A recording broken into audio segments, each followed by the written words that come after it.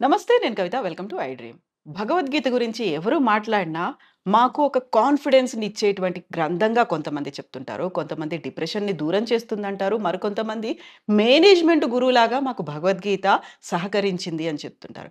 భగవద్గీత అంటే యాక్చువల్‌గా ఏంటి? దాన్ని మనం ఎలా తీసుకోవాలి? ఆన్ ద హోల్ భగవద్గీత మనకి ఏం చెప్తోంది? డిసెంబర్ 1 గీతా జయంతి సందర్భంగా మనం మాట్లాడుతున్నాము Bhagavadgita foundation founder doctor LV Gangadhara Sastry గారితో. కృష్ణం వందే జగద్గురుం. జయ శ్రీకృష్ణ. కృష్ణ జై వందే శ్రీకృష్ణ. జగద్గురు. ఎలా నమస్కారం. ఉన్నారు? బాగున్నాను కవిత గారు. మీ ఐ డ్రీమ్ ఛానల్ ద్వారా కూడా ప్రపంచవ్యాప్తంగా ధర్మ బంధువులందరికీ, గీత అనుయాయులు, అనుచరులు అంటే ఫాలోవర్స్ అందరికీ గీతా జయంతి శుభాకాంక్షలు. ఈ సంవత్సరానికి శ్రీకృష్ణ పరమాత్మ అర్జునుని నిమిత్తంగా చేసుకుని ప్రపంచ మానవాళిని సన్మార్గంలో నడిపించడం కోసం చేసిన ఉదాత్తమైన కర్తవ్య బోధ దేశ కాల జాత్యాదులకై వయోవర్గ లింగ విభేదాలకి తావు లేకుండా సర్వమానవాళి శ్రేయస్సును అభ్యుదయాన్ని కాంక్షిస్తూ చేసిన మహోదాత్తమైన ఎక్స్పైరీ డేట్ లేని ఉపదేశం భగవద్గీత జరిగి సరిగ్గా 5126 సంవత్సరాలైంది. గీతా ప్రెస్ వాళ్ళు చేసిన పరిశోధనల ప్రకారం, అలాగే శ్రీ శ్రీ శ్రీ విద్యాప్రకాశానందగిరి గారు, అంతకు ముందున్న అనేక మంది స్వామీజీలు, ఆధ్యాత్మిక శాస్త్రవేత్తలు చేసిన పరిశోధనల ఫలితంగా మనకిప్పుడు తెలుస్తోంది 5126 సంవత్సరాలైంది ఈ సంవత్సరానికి భగవద్గీతోపదేశం జరిగి. అందుకని అందరికీ గీతా జయంతి శుభాకాంక్షలు. ఈ సందర్భంగా గీతా జయంతి ఎప్పుడు వస్తుందంటే, ఇప్పుడు మనం డిసెంబర్ 1 అన్నాం. డిసెంబర్ 1 అనేది ప్రతి సంవత్సరం డిసెంబర్ 1 రాదు. ఇది తిథులను బట్టి జరుగుతుంది. ఇది భారతీయ సంస్కృతి. ఈ తిథి ఏమిటంటే మార్గశిర శుద్ధ ఏకాదశి. ఈ తిథి నాడు కృష్ణుడు అర్జునుడికి భగవద్గీతోపదేశం చేశాడు. చెయ్యగా సంజయుడు ధృతరాష్ట్రుడికి చెప్పగా ప్రపంచానికి తెలిసిన రోజు ఇది. సో ఆ సందర్భంగా అందరికీ ఇది మదర్స్ డే, ఫాదర్స్ డే అలా అనుకుంటే సరదాగా గీతా డే అనండి. ఏదో రూపంలో గుర్తుపెట్టుకోవడం మనకి చాలా చాలా చాలా అత్యంత ఆవశ్యకం. మా భగవద్గీత ఫౌండేషన్ కూడా ఏం చెప్తుందంటే, ఈ రోజుని మనం వరల్డ్స్ టొబాకో డే ఏమిటనేది నాన్సెన్స్. అది వరల్డ్స్ ఇంకోటి ఏదో డే రకరకాలుగా అసలు మనం ఆ డేలన్నీ అర్థబద్ధం లేకుండా ఈ డే జరుపుకోవాలా, ఈ డే గురించి ప్రస్తావించాలా అనిపిస్తుంటుంది. నిజంగా డే జరుపుకోవాలంటే మానవాళి శ్రేయస్సు, మనిషి జ్ఞానం ఉండాలిరా. కనీసం మనకేదైనా చిరాకు వస్తే ఏమి జ్ఞానం రా అంటాం మనం, జ్ఞానంతో బతకరా అంటాం మనం చిరాకు వస్తే. అంటే అందుకని అంటే మనిషి ఎలా ప్రవర్తించాలో ఉచిత అనుచిత జ్ఞానం, ఏం చెయ్యాలో ఏం చేయకూడదు, ఏం తెలుసుకోవాలో ఏం తెలుసుకోకూడదు, ఏం తెలుసుకుంటే మనిషి శాశ్వతుడవుతాడో, ఇవన్నీ చెప్పబడే జ్ఞానం ఒక భగవద్గీత ద్వారానే ప్రపంచానికి పంచిపెట్టబడింది. నేను చాలా ఫ్రీక్వెంట్గా చెప్తుంటాను, ప్రపంచంలో అత్యధిక ప్రాంతం అజ్ఞానాంధకారంలో మునిగి ఉన్న సమయంలో భారతదేశం ప్రపంచానికి వేదం రూపంలో జ్ఞానం అనేది బోధించింది. మళ్ళీ సకాలంలో దాన్ని 2 సార్లు పిండి, ఒకసారి పిండిందేమో ఉపనిషత్తులైంది, ఇంకోసారి మళ్ళీ ఆ ఉపనిషత్తులన్నీ పిండి భగవద్గీత రూపంలో ఇంకా చాలా సంక్షిప్తంగా, నాన్న ఇది ఒక్కటి చదివితే గీతా సుగీత కర్తవ్యా కిమన్యై శాస్త్ర విస్తరై యా స్వయం పద్మనాభస్య ముఖ పద్మ వినిశ్రుత అంటాడు. అంటే హిందూయిజానికి సిలబస్ అనంతం. ఇంత పెద్ద సిలబస్ ఒక జీవితంలో చదివే అవకాశం లేదు స్వామి. పురాణాలు, ఉపనిషత్తులు, శాస్త్రాలు, వేదాలు, బ్రహ్మసూత్రాలు, ఇది కాక అనేక శాస్త్రాలు, ఇవన్నీ చదివే అవకాశం మాకు లేదు. మా నిత్య జీవితంలో మా శరీర యాత్ర కోసం అనేక పనులు చేయాల్సి వస్తుంది. ఈ పనుల మధ్యలో ఎక్కడ టైం దొరుకుతుంది, ఎక్కడ మైండ్ సెట్, ఎక్కడ మెంటల్ పీసు, ఆ పుస్తకం పట్టుకుని చదివే మానసిక స్థితి, ఇవన్నీ మాకు లేవు. అందుకని కన్ఫ్యూజ్ చేయకుండా ఎక్కడ ఏది చదివితే అన్నీ చదివినట్టు అది చెప్పండి స్వామి అని అడిగితే వేదవ్యాస మహర్షి అన్నమాటది. గీతా సుగీత కర్తవ్య కిమన్యై శాస్త్ర విస్తరై యా స్వయం పద్మనాభస్య. అంటే సాక్షాత్తు పరమాత్ముని ముఖపద్మం నుండి సకాలంలో వెలువడిన మహోత్కృష్టమైన దివ్య సందేశం, సర్వమానవాళి కోసం ఉద్దేశించబడిన అభ్యుదయ నిశ్రేయస మార్గాలని మహోదాత్తమైన పద్ధతిలో అర్జునుని నిమిత్తంగా చేసుకుని మనందరికీ, అది కేవలం అర్జునుడికి కృష్ణుడి కంటే ఎప్పుడో దాని ఎక్స్పైరీ డేట్ అయిపోయేది. కానీ ఇవాళకి దాని మీద ప్రపంచవ్యాప్తంగా అధ్యయనాలు జరుగుతున్నాయంటే చిన్న విషయం కాదు. అనేక సందర్భాల్లో అనేక మంది దేశస్థులు అనేక ప్రాంతాల నుంచి, అనేక దేశాల నుంచి దీన్ని తగిన సందర్భాల్లో దీని గురించి ప్రస్తావిస్తున్నారంటే అది చిన్న విషయం కాదు. అందులో అంతుందన్నమాట. సర్వకాలాలకి, సర్వ జాతులకి, సర్వ దేశాలకి వర్తించే విధంగా చేసిన మహోదాత్తమైన ఉపదేశం అన్నమాట. కాబట్టి దీన్ని మార్గశిర శుద్ధ ఏకాదశి అని గుర్తుపెట్టుకుని, రెండవది ఒక ఉపదేశానికి, ఒక పుస్తకానికి పుట్టినరోజు పండగ అనేది మనం ఊహించగలమండి? పుస్తకానికి పుట్టినరోజు పండగ. మీరు ఇతర గ్రంథాలు, ఇతర మతాలు, ఇతర గ్రంథాలు, ఇతర ప్రీచెస్ అసలు దేనికి వాటికి ఆధారాలు కూడా లేవు. ఎప్పుడు చెప్పబడినాయో ఆధారాలు లేవు. అసలు ఉన్నాయో లేదో కూడా తెలియదు. మధ్యలో ఎవరు రాశారో తెలియదు. ఒకవేళ రాస్తే, ఒకవేళ చెప్తే అవి మానవులు మాత్రమే. కానీ భగవద్గీత దాని పేరులోనే ఉంది. సాక్షాత్తు భగవంతుడే స్వయంగా యా స్వయం పద్మనాభస్య. సో ఆయన ద్వారా సాక్షాత్తు పరమాత్మ ముఖపద్మం నుండి వెలువడిన దివ్యవాణి. కాబట్టి అది మంత్రం. మనిషి మాట్లాడితే మాట, అదే మాట మాట్లాడితే, పరమాత్మ మాట్లాడితే అది ఉపదేశం, అది మంత్రం. అలా చెప్పబడింది. కాబట్టి ఈ రోజుకి దాని మహత్ ఏంటో మనం తెలుసుకోగలుగుతున్నాం. అది ఈ మంత్రోపదేశాన్ని ఒక కర్తవ్యంగా బోధించి, జస్ట్ రీడింగ్ టెక్స్ట్ లాగా కాకుండా భగవద్గీతని ప్రాక్టీసింగ్ టెక్స్ట్గా దాన్ని అనుకుని ఒక్కొక్క శ్లోకాన్ని చదివి ఫస్ట్ లెవెల్, రెండో లెవెల్ దాని తాత్పర్యం అర్థం చేసుకుని, థర్డ్ లెవెల్ దాన్ని ఆచరించి, ఫోర్త్ లెవెల్ దాన్ని ప్రచారం చేసి, ఫిఫ్త్ లెవెల్ దాన్ని ఎవడిష్టం వచ్చినట్టు వాడు మాట్లాడితే వీలైనంత వరకు ఫస్ట్ లెవెల్లో దాన్ని ఖండించటం, సెకండ్ లెవెల్లో ఎడ్యుకేట్ చేయటం, థర్డ్ లెవెల్లో అప్పటికీ వినకపోతే తగిన విధంగా వాడికి బుద్ధి చెప్పటం. ఇది మన ధర్మాన్ని, మన సనాతన ధర్మాన్ని కాపాడుకునే ప్రధానమైన పద్ధతి. నువ్వు దాన్ని సేఫ్ గార్డ్ కూడా చేసుకోవాలి, దాన్ని ఫేస్ చేయాలి, దాన్ని రక్షించుకోవాలి. ఎవడు పడితే వాడు గడ్డలేసి కొట్టే పరిస్థితిలో ఉంది వాళ్ళ సనాతన ధర్మం. Ideology of Hinduism is so strong, Kavitha గారు. బట్ ఈ హిందూస్ ఆర్ సో వీక్. దీన్ని రక్షించుకోలేని స్థితిలో ఉన్నారు. అది చెప్తున్నప్పుడు నేను చాలా ఉద్వేగానికి లోనవుతా, బాధకు లోనవుతా, దుఃఖం వచ్చేస్తుంటుంది. ఈ దేశంలో హిందువులు ఉన్నారా? ఉన్నారు. బతికే ఉన్నారా? Question mark. ఎందుకలా అంటే 126 మంది టూరిస్టుల్ని కాశ్మీర్లో ఈ దేశంలో, రాముడు పుట్టిన దేశంలో, కృష్ణుడు పుట్టిన దేశంలో పాయింట్ బ్లాంక్లో కనిపెట్టి, ఎవడో తెలుసు కదా, పాయింట్ బ్లాంక్లో కనిపెట్టి నువ్వు హిందువా అని అడిగి, హిందూ దేశంలో నువ్వు హిందువా అని అడిగి, హిందువునే అంటే కాల్చి చంపేశాడంటే, చంపేసినా కూడా ఒక్క హిందువు కూడా రోడ్డు మీదకి రాలేదంటే, హిందూయిజం అని ట్యాగ్ పెట్టుకుని, మేము హిందూ స్వామీజీస్ అని ట్యాగ్ పెట్టుకుని, ఒక్క స్వామీజీ కూడా రోడ్డు మీదకి వచ్చి ఏ విష్ణు సహస్రనామం, ఏ లలితా సహస్రనామం, ఏ భగవద్గీత పారాయణం పేరుతో ఒక్కొక్కరికి కొన్ని లక్షల మంది అనుయాయులు ఉన్నారు, కొన్ని లక్షల మంది భక్తులు ఉన్నారు. వాళ్ళు రోడ్డు మీదకి వచ్చేయచ్చు. మేము శాంతియుతంగా ఈ దేశంలో జరిగిన ఈ దుష్కృత్యానికి, హిందూయిజం ఉనికికి కలిగిన భంగానికి మేము నిరసన వ్యక్తం చేస్తున్నాం శాంతియుతంగా అని ఎవడన్నా ఒక్కడి ముందుకు వచ్చాడా? నువ్వేమిటంటే హిందూ అంటావు. హిందూ అనే ప్రతి ఒక్కడికి రెస్పాన్సిబిలిటీ ఉంది కదా, హిందూ అని కాల్చి చంపేస్తే. ఈ దేశంలో, మన దేశంలో. బయట అంటే దట్ ఈస్ డిఫరెంట్ ఇష్యూ. కానీ బయట ఎక్కడన్నా జరిగినా కూడా మిగతా మతాలన్నీ స్పందిస్తాయే. ఇండియాలో ముస్లింకి ఏమైనా అవమానం జరిగితే ముస్లిం కంట్రీస్ అన్ని స్పందిస్తున్నాయి. హిందూయిజానికి ఒక దేశం కదా, మీరు జీవించి ఉన్నారా? అది కదా భగవద్గీతలో చెప్తోంది. మీరు స్పందించకుండా అట్లా నిర్వీర్యులై ఉన్నారు అంటే, క్లైబ్యమాస్మగమః పార్థ నైతత్వయుపపద్యతే క్షుద్రం హృదయ దౌర్బల్యం త్యక్త్వోత్తిష్ఠ పరంతప. త్యక్త్వా వదిలిపెట్టు, ఉత్తిష్ఠ లే, జాగృతం, నువ్వు జాగృతావస్థ స్థితిలోకి రా అంటే నిద్రలే. క్షుద్రం హృదయ దౌర్బల్యం, క్లైబ్యం అంటే క్లీపత్వం, అంటే నపుంసకత్వం, బలహీనత అన్నీ వదిలిపెట్టి లే ధర్మం కోసం, ఫైట్ ఫర్ ది ధర్మ అన్నాడు. ఫైట్ ఫర్ ది ధర్మ అనేక సందర్భాల్లో చెప్తాడు.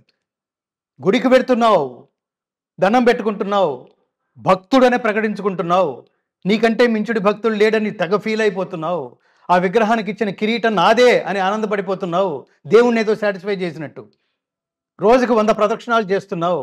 తీరా చూస్తే పొద్దున్నే పేపర్లో వార్త, ఏమని? నువ్వు దర్శించుకున్న గుడే, ఆ గుడిని కూలగొట్టారు, ఆ విగ్రహాన్ని కూలగొట్టారు హిందూ దేశంలో. దీన్ని ప్రభుత్వాలు వెనకేసుకొచ్చి వాడెవడో మతి భ్రమించిన వాడు, అంటే ఇతర మతస్థులు చేసిన వాళ్ళని వెనకేసుకొస్తూ వాడు మతి భ్రమించిన వాడు అని వాడి మీద ట్యాగ్ వేసి వాడిని రక్షించే ప్రయత్నం చేస్తున్నారు అన్ని ప్రభుత్వాలు. హిందువుడు అక్కడ ముందుకు రాడు. వాడు బయటకు వచ్చి మైకుల ముందు ప్రెస్ మీట్ పెడితే వాడు బీజేపీ వాడు అనమాట. వాడి మీద ఆ ముద్ర. జై శ్రీరామ్ అంటే బీజేపీ, జై శ్రీరామ్ అంటే మతం. మతం కాదురా నాన్న, ప్రపంచంలో ఇతరాలు మతాలు. భారతదేశంలో మతం కాదు మనదున్నది. హైందవం అంటే ధర్మము. ధర్మము, ధర్మానికి ఉండే ఐడియాలజీ ఏమిటో తెలుసా? సర్వే జనా సుఖినో భవంతు. హిందూయిజాన్ని గట్టిగా కాపాడాలి. హిందూయిజం అంటే సనాతన ధర్మం అని అర్థం. ఇది మతం కాదు. ఇందాక చెప్పాను సర్వశ్రేయోదాయకం, సర్వే జనా సుఖినో భవంతు అంటున్నాం. సుఖినో భవంతు అని. మిగతా మతాలు అలా అనవు. మనది కూడా ఒకవేళ మతమే అయితే, మనకు కూడా అదే జబ్బు కనుక మనకు ఉండుంటే ఓన్లీ హిందూ జనా సుఖినో భవంతు అనాలి. అంటలేదు మనం.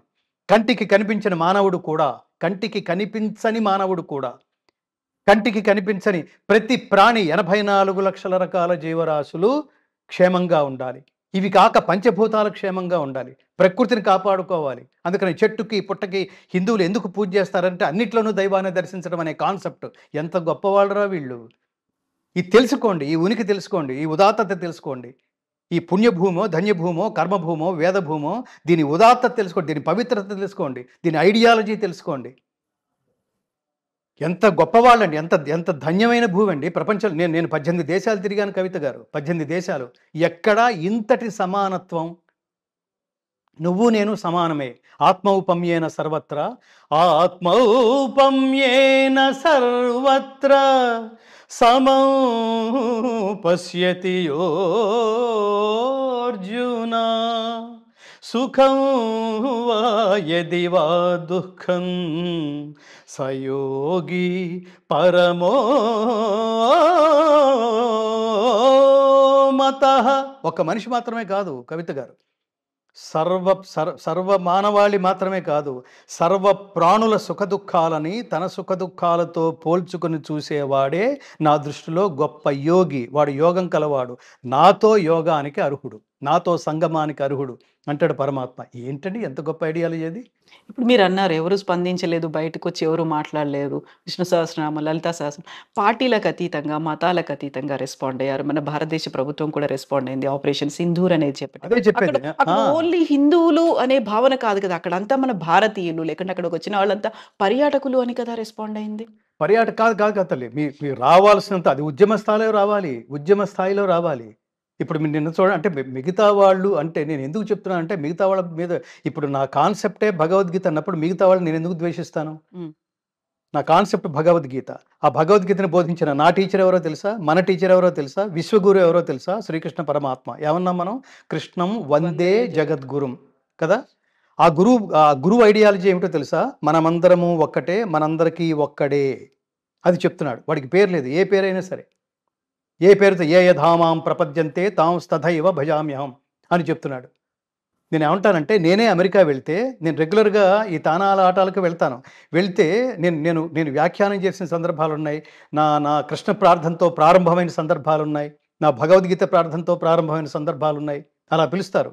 అలా పిలిచినప్పుడు కార్యక్రమానికి అసలు ఈ ప్రార్థన కంటే ముందు భారత జాతీయ గీతం, అమెరికా జాతీయ గీతం రెండూ కలిపి పాడతారు. రెండూ కలిపి పాడి పూర్తయ్యేంత వరకు అక్కడ ఉన్న తానాలు ఆటాలు అక్కడికి హాజరైన ప్రతి ఒక్క బంధువు, ప్రతి ఒక్క భారతీయుడు లేచి అలా పూర్తయ్యేంత వరకు నిలబడి ఉంటాడండి. ఇది భారతీయుల సంస్కారం. నువ్వెక్కడున్నావురా? ఇక్కడ గాలి పీలుస్తూ, ఇక్కడ మట్టి మీద నిలబడి అన్ని ఆనందాలు, అన్ని శ్రేయస్సులు అనుభవిస్తూ, అన్ని స్థాయిలు అనుభవిస్తూ, అసలు ఇవాళ ఇంకెంత దారుణమైన స్టేజ్లో ఉందంటే ఈ దేశం నాశనం చేయడం కోసం. ఇప్పుడు ఈ మధ్యన పేపర్లో చూసాం కదా, చాలా పెద్ద పెద్ద పోస్టులో ఉన్న వాళ్ళందరూ రకరకాల వింగ్స్లో చొరబడిపోయి అక్కడ డాక్టర్ ఏంటండి? ఈ దేశం నాశనం చేయడానికి కుట్రలో భాగం ఒక డాక్టర్ కూడా మనం ఒక నెల రోజుల నుంచి వింటలేదు. వరుసగా చాలా మంది ఉన్నారు, ఒకళ్ళు కాదు, వీళ్ళందరినీ తవ్వుతుంటే అంటే ఎంత పెద్ద పెద్ద పదవులు భోగాలు అనుభవిస్తూ ఎక్కడైతే ఏ తల్లి ఒళ్ళో అయితే ఉన్నారో ఆ తల్లి నాశనాన్ని కోరుకునేవాడిది నీ ఏవి ఐడియాలజీరా మీది? కాసేపు నేను మీ ఇంటికి వస్తే మీరు సుఖంగా ఉండాలి తల్లి, అన్నదాత సుఖీభవ అంటాం, కులానికి మతానికి సంబంధం లేకుండా. నేను అమెరికా వెళ్తే ఏ దేశంలో ఉన్నా నన్ను కలవడానికి వచ్చే ఓ గీతా టీచర్ వచ్చాడు. గీత గీత ఏమంటారు, గీతా ప్రాపగేటర్ ఒక ఆయన వచ్చాడని తెలుసుకుని కొంతమంది అమెరికన్స్ నన్ను కలవడానికి వచ్చారు. మీకు ఆ ఫొటోస్ కూడా ఇస్తాను. హ్మ్. అమెరికన్స్ కలవడానికి వచ్చారు. వాళ్ళు చాలాసేపు నాతో మాట్లాడి Indian Indian Indian psychology, Indian ideology, Indian ideology, హ్మ్. వీళ్ళు ఎవరు కనిపించినా ముందు అనుమానించరు. అది భారతదేశం ఐడియాలజీ. ఇతర దేశాలు మీరు ఫోన్ ఇమ్మంటే ఎవరు, ఇతర దేశాలని వెంటనే ఎవరిని చూసినా పక్క వాడిని చూస్తే వాడిని స్ట్రేంజర్ లాగా ఫీల్ అవుతారండి. ప్రతి క్షణం అభద్రతతో ఉంటారు. మా ఇంట్లో 4 రోజులు ఉండేళ్ళొచ్చు కదా అంటాం మనం. వాడు ఎవడైనా ఇంట్లోకి వచ్చి ఏం చేస్తాడో మనకు తెలియదు. కానీ వెంటనే వాళ్ళు ఒక పూజ్య భావనతో వాడిని చూస్తాం. వాళ్ళు దైవాన్ని చూస్తాం, స్నేహితుడిని చూస్తాం. వీడు నా స్నేహితుడు అనగానే వెంటనే కంగ్రాచులేట్ చేసి హగ్ చేసుకుని so nice of you, so kind of you అని చెప్పి మన ఇంటికి పిలుస్తాం, భోజనానికి పిలుస్తాం. వాడు ఫ్యూచర్లో తెన్నింటి వాసాలు లెక్క పెడతాడా అది మనకేమీ తెలియదు. కానీ ఎవరిని అనుమానించే సైకాలజీ కాదు. అందరిలోనూ మనం ఆర్తిగా, అందరిలోనూ మనం దైవాన్ని చూస్తాం. అది కదా ఈ దేశం. ఇప్పుడు అసలు రెండోది ఏమిటంటే పుతిన్ రక్షించడం ఏమిటి, హ్మ్. ఎవరిని, మోడీని. మోదీని. అసలు అంటే ధర్మాన్ని, దేశాన్ని, దేహాన్ని కాదు, ఇది అశాశ్వతం అనుకుంటూ దేశాన్ని, ధర్మాన్ని రక్షించటం అని స్ట్రాంగ్గా ఉంటే అతన్ని అక్కడి నుంచి తీసేయడానికి ప్రపంచం అంతా స్ట్రాంగ్గా ప్రయత్నిస్తూ ఉంటుందా? నేను అందుకనే ఏమంటానంటే ధర్మో రక్షత రక్షిత లాగా మోడీ రక్షతి రక్షిత. అందరూ కలిసి మోడీ ఒక్కనే రక్షించుకోండి, మోడీ ఈ దేశం మొత్తాన్ని రక్షిస్తాడు. అతను ఒక్కడే రక్షించగలడు, ఇంకెవడూ కాదు. నేను పార్టీలకు అతీతంగా మాట్లాడుతున్నా. ప్రతివాడు పార్టీ, ఆ సీటు, ఆ ఉనికి నెక్స్ట్ 5 yearsలో మళ్ళీ ఈ లోపల ఎంత సంపాదించుకుంటే ఓట్లను కొనేసుకోవచ్చో వాడు ఏ ఇతర మతస్థుడైనా కూడా వాళ్ళు అసలు మనకి ఓటే, మనకి డబ్బే. దేశద్రోహానికి పాల్పడి ఆ సందర్భంగా క్రికెట్ అసోసియేషన్ కూడా తీసేసింది అతన్ని. అతను హైదరాబాద్ వస్తే ఇక్కడ అసోసియేషన్ కూడా అతని మీద చాలా ఎలిగేషన్స్ పెట్టి ఇతను డబ్బు విపరీతంగా తినేశాడు అని చెప్పి ఇక్కడ కూడా తీసేసి తూ అని ఉమ్మేస్తే ఆ అజారుద్దీన్ అతనికి వెంటనే అతనికి ఒక పదవి ఇచ్చేస్తారా? ఇక్కడ మంత్రి పదవి ఇస్తారా? ఏం ఐడియాలజీ రా మీది? కోట్ల మంది హిందువులు చూస్తున్నారు, కోట్ల మంది మనుషులు చూస్తున్నారు. నేను మాట్లాడుతున్నప్పుడు ఆధారం లేకుండా మాట్లాడుతున్నానా? ఇప్పుడు మీరు ఇంత మాట్లాడుతున్నారు, మీ వెనకాల ఒక ముద్ర అనేది పడుతుంది. కామెంట్స్ లో కూడా అదే వస్తుంది, మీరు ఒక బీజేపీయో లేకుంటే మోదీ పర్లేదండి. నేను ఏమంటాను, నేను కాంగ్రెస్ వ్యతిరేకి ఇదంతా కాదండి. నేను ఇప్పుడు నేను మాట్లాడుతున్నప్పుడు మీరు పార్టీ అనే ఏమంటారు కర్టెన్ నుంచి చూస్తే, లేకపోతే పార్టీ అనే ఫిల్టర్లోంచి చూస్తే నేను మీకు విలన్నే, పర్వాలేదు.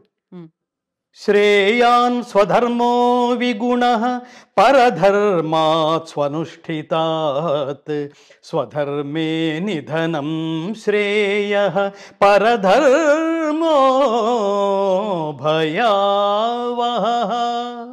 కృష్ణుడు ఒకడికి విలన్ అండి. So what? కృష్ణుడు ఒకడికి విలన్ అయినంత మాత్రాన కృష్ణుడు విలన్ అయిపోడు. వాడి క్యారెక్టర్ అదని అర్థం, వాడి ఐడియాలజీ అని అర్థం, వాడికి మంచితనం పడదని అర్థం. ఇక్కడ నేను కూడా అంతే. నేను పార్టీకి నేను ధర్మం గురించి మాట్లాడుతున్నా. ఆ ధర్మాన్ని ఎవడైతే రక్షించాలనే దీంతో ముందుకు వస్తున్నాడో, రక్షిస్తున్నాడో వాడు నాకు దైవం. వాడు ఎవడైనా కూడా.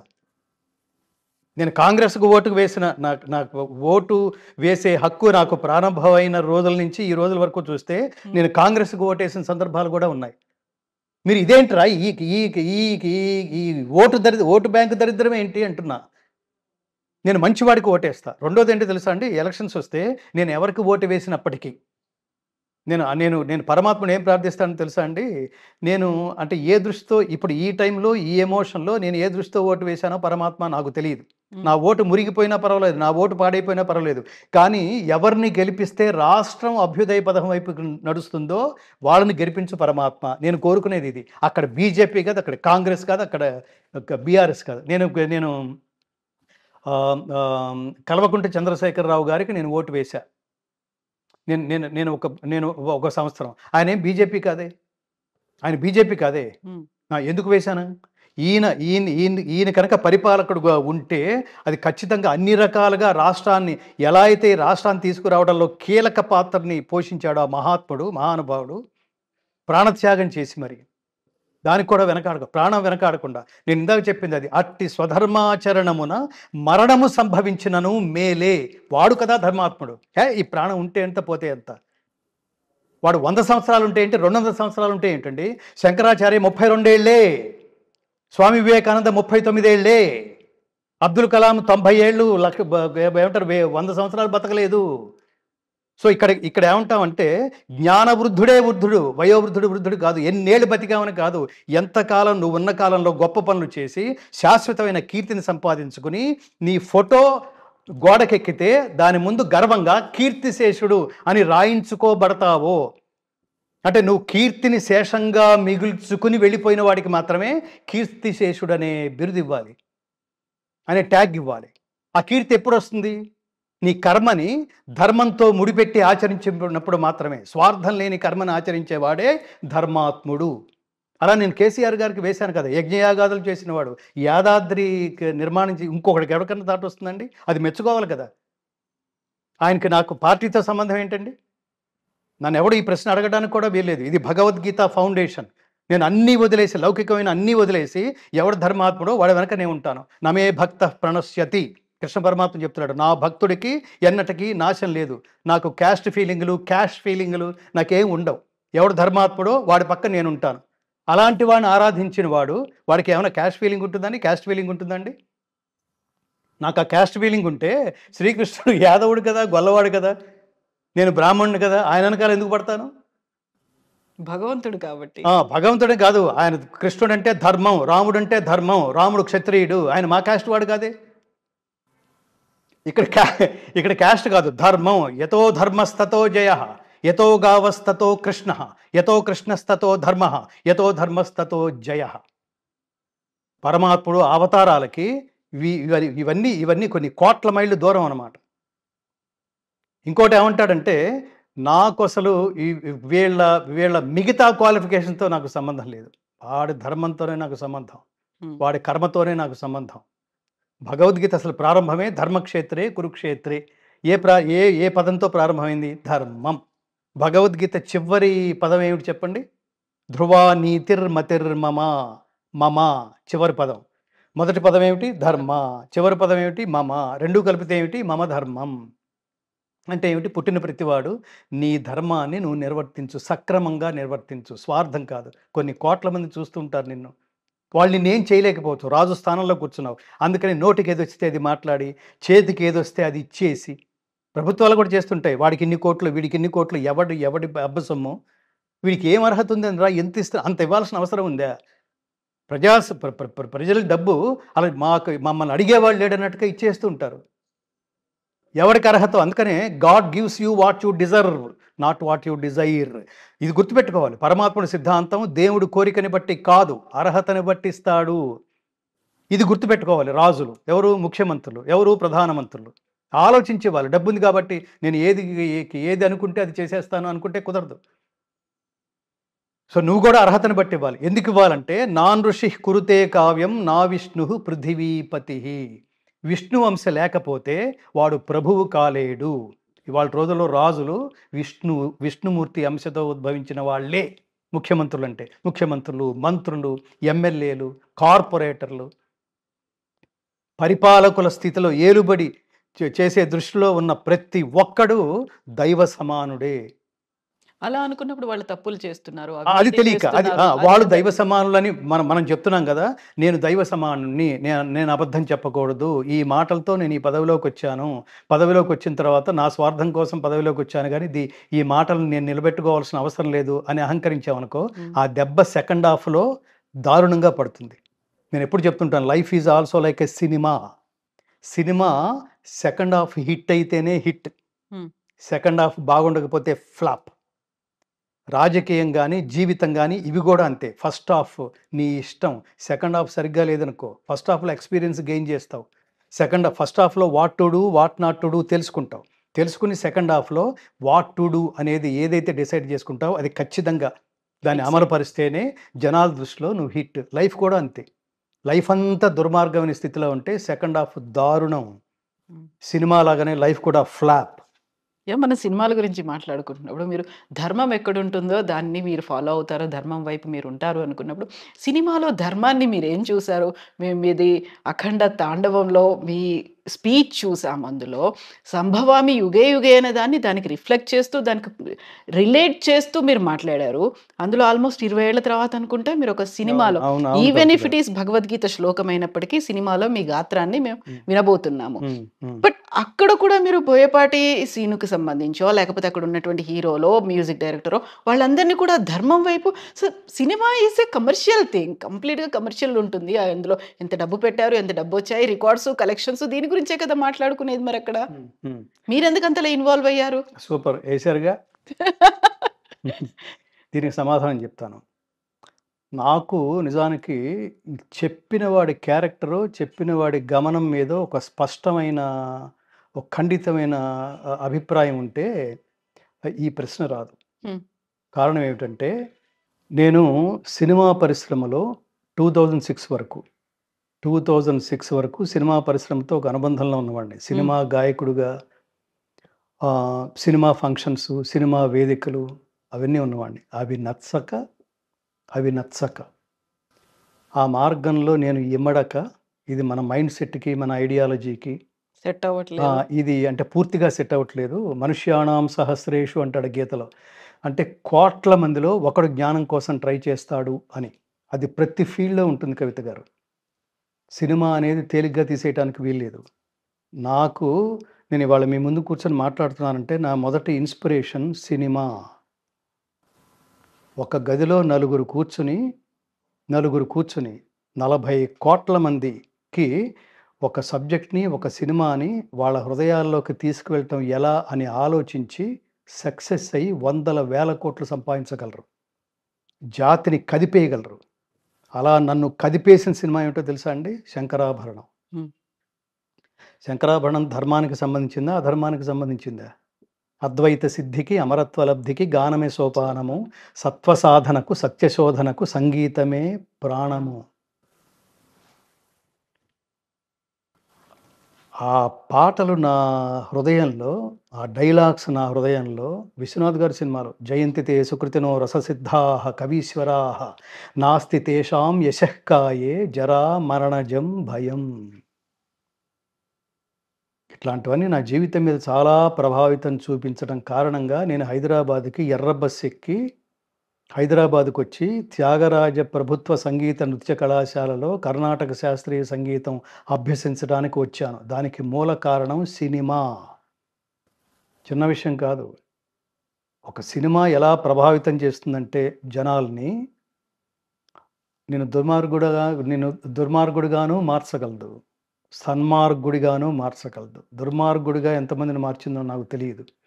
నన్ను గొప్ప మార్గంలోకి ప్రవేశపెట్టి, నా జీవితాన్ని, నా జన్మని చరితార్థం చేయగలిగే స్ఫూర్తినిచ్చింది సినిమా. ఆ మార్గంలోకి నన్ను ప్రవేశపెట్టింది సినిమా పాట, సినిమా గాత్రాన్ని నాకు రుచి చూపించి, నాలో సనాతన ధర్మ బీజాల్ని నాటిన ఇటీవలే స్వర్గస్థులైన కీర్తిశేషులు మా నాన్నగారు లక్కావజ్జల కాశీ విశ్వనాథ శర్మ గారు.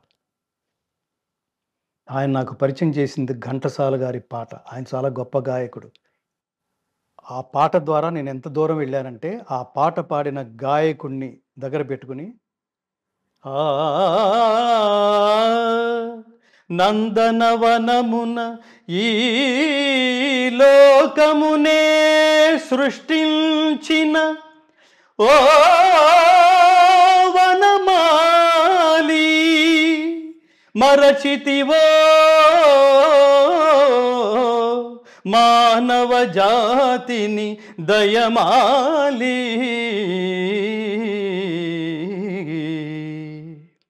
భలే భలే అందాలు సృష్టించావు ఇలా మురిపించావు అదే ఆనందం అదే అనుబంధం ప్రభో మాకేలయ్యవు భలే భలే అందాలు సృష్టించావు. ఘంటసాల గారు. నైనం చిందంతి శస్త్రాణి నైనం దహతి పావకః న చైనం క్లేదయంత్యాపః న శోషయతి మారుతః న శోషయతి మారుతః. జాతస్య హి ధ్రువో మృత్యుః ధ్రువం జన్మ మృతస్య చ తస్మాదపరిహార్యేర్థే నత్వం శోచితుమర్హసి నత్వం శోచితుమర్హసి. అర్జునా, పుట్టిన వానికి మరణము తప్పదు, మరణించిన వానికి జన్మము తప్పదు. అనివార్యమగు ఈ విషయమును గూర్చి శోకింప తగదు పరంతప. దాని అర్థం చావు పుట్టుకలు కామన్, వాటి గురించి బాధపడకు. ఎప్పుడు పుట్టాలో నీ చేతిలో లేదు, ఎప్పుడు పోవాలో నీ చేతిలో లేదు, ఎవరికి పుట్టాలో నీ చేతిలో లేదు, ఎప్పుడు మరణించాలో నీ చేతిలో లేదు, ఎప్పుడు మరణిస్తావో నీకు తెలియదు. కానీ చావు పుట్టుకల మధ్యలో జీవిత ప్రయాణం ఉందే, అది మాత్రం నీ చేతిలోనే ఉంది. అందుకని అందంగా జీవితం ప్రయాణించు, స్ఫూర్తిదాయకంగా జీవితం గడుపు, ధర్మబద్ధంగా జీవితం గడుపు. వెళ్ళిపోయిన తర్వాత కూడా ప్రపంచం నీ గురించి మాట్లాడుకుంటూ నువ్వు లేని లోటుని గమనించి, వీళ్ళు లేని లోటుని మనం కూడా భర్తీ చేసేంతగా ఎదగాలరా అనే స్ఫూర్తినిచ్చేట్టుగా బతుకు. ఇది కదా భగవద్గీత. ఇది సార్వజనీయంగా లేదు, ఇది మతానికి సంబంధించిన ప్రీచ్లాగా ఉందా, లేదా ఒక వర్గానికి సంబంధించి మాత్రమే చేసిన బోధలాగా ఉందా? Coming to your point. So నాన్నగారు అలా పరిచయం చేస్తే, అలా నేను ఆ సినిమా స్ఫూర్తితో వచ్చిన వాడిని. ఈ భగవద్గీత దాకా భారతదేశంలో మొట్టమొదటి సంగీత భరిత సంపూర్ణ భగవద్గీత, 700 శ్లోకాల సంపూర్ణ భగవద్గీతని హై ఎండ్ టెక్నాలజీలో రికార్డ్ చేసి, వింటుంటే దర్శిస్తున్న అనుభూతి కలిగించే సౌండ్ టెక్నాలజీలో రికార్డ్ చేసి ప్రపంచానికి అంకితం ఇచ్చిన భారతదేశపు తొలి గాయకుడిని. ఈ స్థానం నుంచి మాట్లాడుతున్నా. నాకెందుకండి, నేను డబ్బు వెనకాల ఎందుకు పడతానండి? అది వద్దనుకుని కదా వచ్చింది. నెలకు 6-7 లక్షలు సంపాదించేవాడిని. అది వద్దని కదా అనుకుని కదా ఈ మార్గంలోకి వచ్చింది. ఇక్కడికి వచ్చిన తర్వాత డబ్బు వెతుక్కుంటున్నాం, డబ్బు కాదు.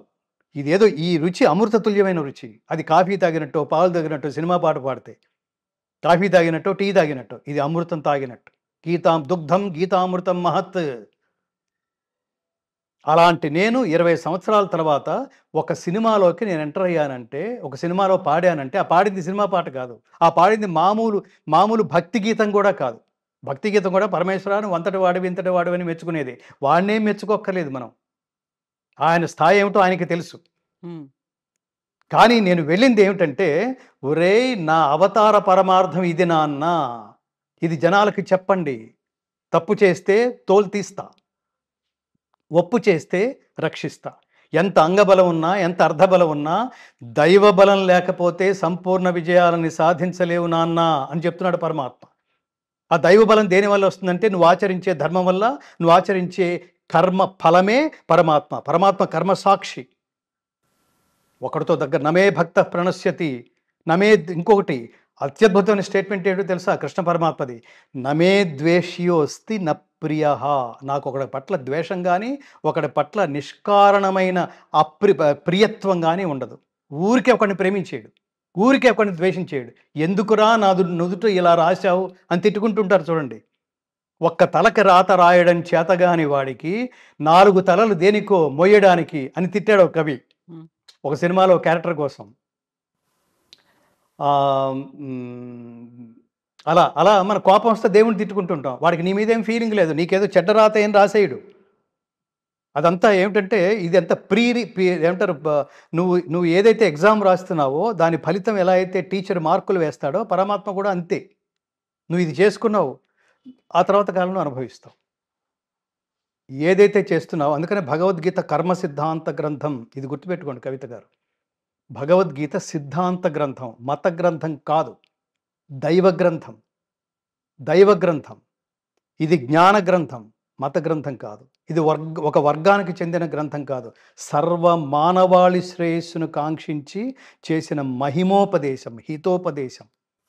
అందుకని అమెరికాలో శాటన్ హాల్ యూనివర్సిటీలో, న్యూజెర్సీలో శాటన్ హాల్ యూనివర్సిటీలో MBA చదివే స్టూడెంట్స్కి భగవద్గీత కోర్స్ మ్యాండేటరీ.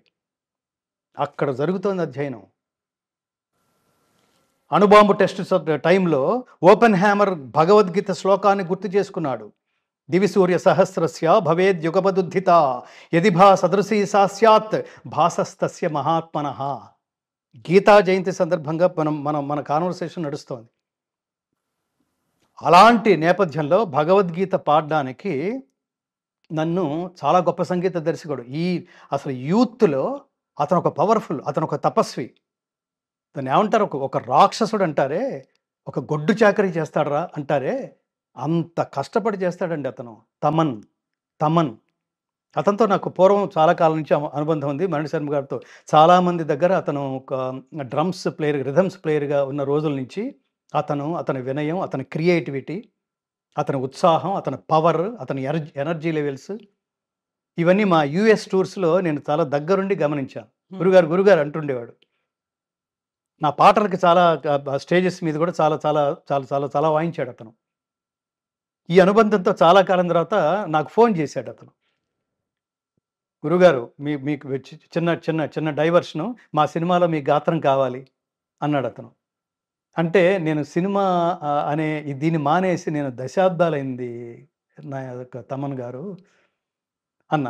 గురుగారు, మీకు ఇది డైవర్షన్ కాదు, మీరు ఏం పాడుతున్నారో అదే పాడాలి ఇందులో అన్నాడు. అయితే నేను వచ్చేస్తానన్నా. అదే భగవద్గీత. నేను అక్కడికి వెళ్ళిన తర్వాత ఆ శ్లోకాలు చెప్పాడు అతను. ఏం శ్లోకాలు చెప్పాడంటే, పరమాత్ముడి అవతార పరమార్థముని తెలియచేసే అత్యద్భుతమైన భగవద్గీతలో 4వ అధ్యాయంలో 7, 8 శ్లోకాలు, ఆ శ్లోకాలే పాడించాడు అతను. ఇది పాడాలి గురువుగారు, నేను జస్ట్ ట్యూన్ ఇస్తాను. కానీ ఏమిటంటే అది మీరు వచ్చేసరికి దాన్ని ఒక లిప్ మూమెంట్ ఇచ్చి రికార్డ్ చేసేసాం, షూటింగ్ చేసేసాం. మీరు ఆ లిప్ మూమెంట్‌కి తగ్గట్టుగా పాడాలి అన్నాడు. అది చూసి అసలు ముందు ఆ సీన్ చూస్తే నాకు పులకరింతలు కలిగింది. ఒక కీలకమైన సందర్భం అది. 'అఖండ 2'. దానికి వెళ్ళే ముందు అక్కడ ఆ సినిమా దర్శకుడు బోయపాటి శ్రీను, నేను అతను చూసినప్పుడు నేను అనుకున్న అఖండ, నేను 1 చూసినప్పుడు 'అఖండ 2' అనౌన్స్ చేసినప్పుడు ఇతనే ఈ సినిమాకి సరైనోడు అనిపించిందండి. ఇలాంటి సినిమాలకి ఎందుకంటే అతను డీటెయిల్డ్ వర్క్ చేస్తాడు. అతనికి ఎమోషనల్‌గా నేను కనిపించాను. అతను కూడా గురువు ముత్యాల సుబ్బయ్య గారికి అసిస్టెంట్‌గా, నేను సినిమా జర్నలిస్ట్‌గా ఉన్నప్పుడు ముత్యాల సుబ్బయ్య గారికి అసిస్టెంట్‌గా చేసే రోజుల నుంచి అతను తెలుసు. నేను అతనికి తెలుసు. అట్లా ఆ పెద్దరికం, ఆ గౌరవం ఇస్తూ ఉండేవాడు. ఇప్పుడు నేను ఈ మార్గంలో ఉన్న కారణంగా అతనికి నా గురించి పూర్తిగా తెలుసు. కూర్చోబెట్టి అతను దాదాపు గంట సేపు నాకు మీతో పంచుకోవాలంది గురువుగారు, నాకు ఈ సబ్జెక్ట్ అంతా మీకు చెప్పాలంది గురువుగారు. అత్యంత కీలకమైన సందర్భాలు, ఆ సన్నివేశాలు అన్నీ చెప్పాడు అతను, డైలాగులతో సహా. అది మోస్ట్ పవర్ఫుల్ సినిమా. అందులో నాకు కనిపించింది, నిన్న నేను వేదిక మీద కూడా చెప్పాను. అందులో నాకు కనిపించింది దైవభక్తి, ప్రతివాడు ఏదైతే కలిగి ఉండాలో అది ఈ సినిమాలో ఉన్నాయనిపించింది. అతను బోయపాటి శ్రీను గారు నాకు చెప్తున్నప్పుడు. దైవభక్తి, దేశభక్తి, కర్తవ్యనిష్ట, నిష్కామ కర్మ, ఈ ప్రతి ఒక్కడు ఇది కలిగి ఉండాలండి. కృష్ణుడి మీద భక్తి అని చెప్పటం లేదు, దైవభక్తి. రెండవది దేశభక్తి, ఏ దేశంలో పుట్టావో దాన్ని ప్రేమించు నాన్న, దాని విలువ తెలుసుకోరా. దాన్ని రక్షించడం కోసం ప్రతిరోజు 5 నిమిషాలు ఆలోచించు, ఈ దేశం కోసం నేనేం చేశాను. ఈ దేశం ఇవాళ ఎంత దారుణమైన స్థితిలో ఉంది, ఎంత ఇన్సెక్యూర్డ్‌గా ఉంది. ఎవడో ఒక్క మోడీ తలుచుకుంటే సరిపోతుందా? ఇందాక మీరన్నారు, ఒక్క మోడీ రియాక్ట్ అయితే సరిపోతుందా? ప్రతి ఇంటి నుంచి రియాక్షన్ కావాలి కదా. నేను హర్ట్ అయింది అది. నువ్వు హిందువా అని అడిగి చంపేస్తే ఇది ప్రతి ఒక్కడిని అన్నట్టు కదా. వాడు రేపు ఇంట్లో కూడా వచ్చి అదే పని చేస్తాడు. నువ్వు హిందువా అంటే నేను అవునంటాడు. వాడి పాపాన వాడే పోతాడని అంత అతి సంయమనం ఏమిటి హిందువులు? ఇలాగే ఉంటే భవిష్యత్తు భారతదేశం ఏమిటి? భారతదేశానికి పూర్వ వైభవం కావాలా? అసలు వైభవమే లేకుండా చేసే వాళ్ళ ముందు అసలు శిరస్సు వంచాలా? వాడి పాపన వాడే పోతాడనుకుని, లేదా రియాక్ట్ అవ్వాలా? అట్టి స్వధర్మాచరణమున మరణము సంభవించినను మేలే, లే జాగృత, ఫైట్ ఫర్ ది ధర్మ అంటున్నాడు కృష్ణుడు. అది మనకి పట్టలేదా? ఊరికే గీతా పారాయణాలు చేసేస్తున్నావు 700 శ్లోకాలు. ఎవడికి కావాలరా నీ పారాయణం? దాని అర్థం తెలుసుకో, అది కృష్ణుడు చెప్తోంది. దాన్ని ఆచరించు, అది కృష్ణుడు చెప్పింది.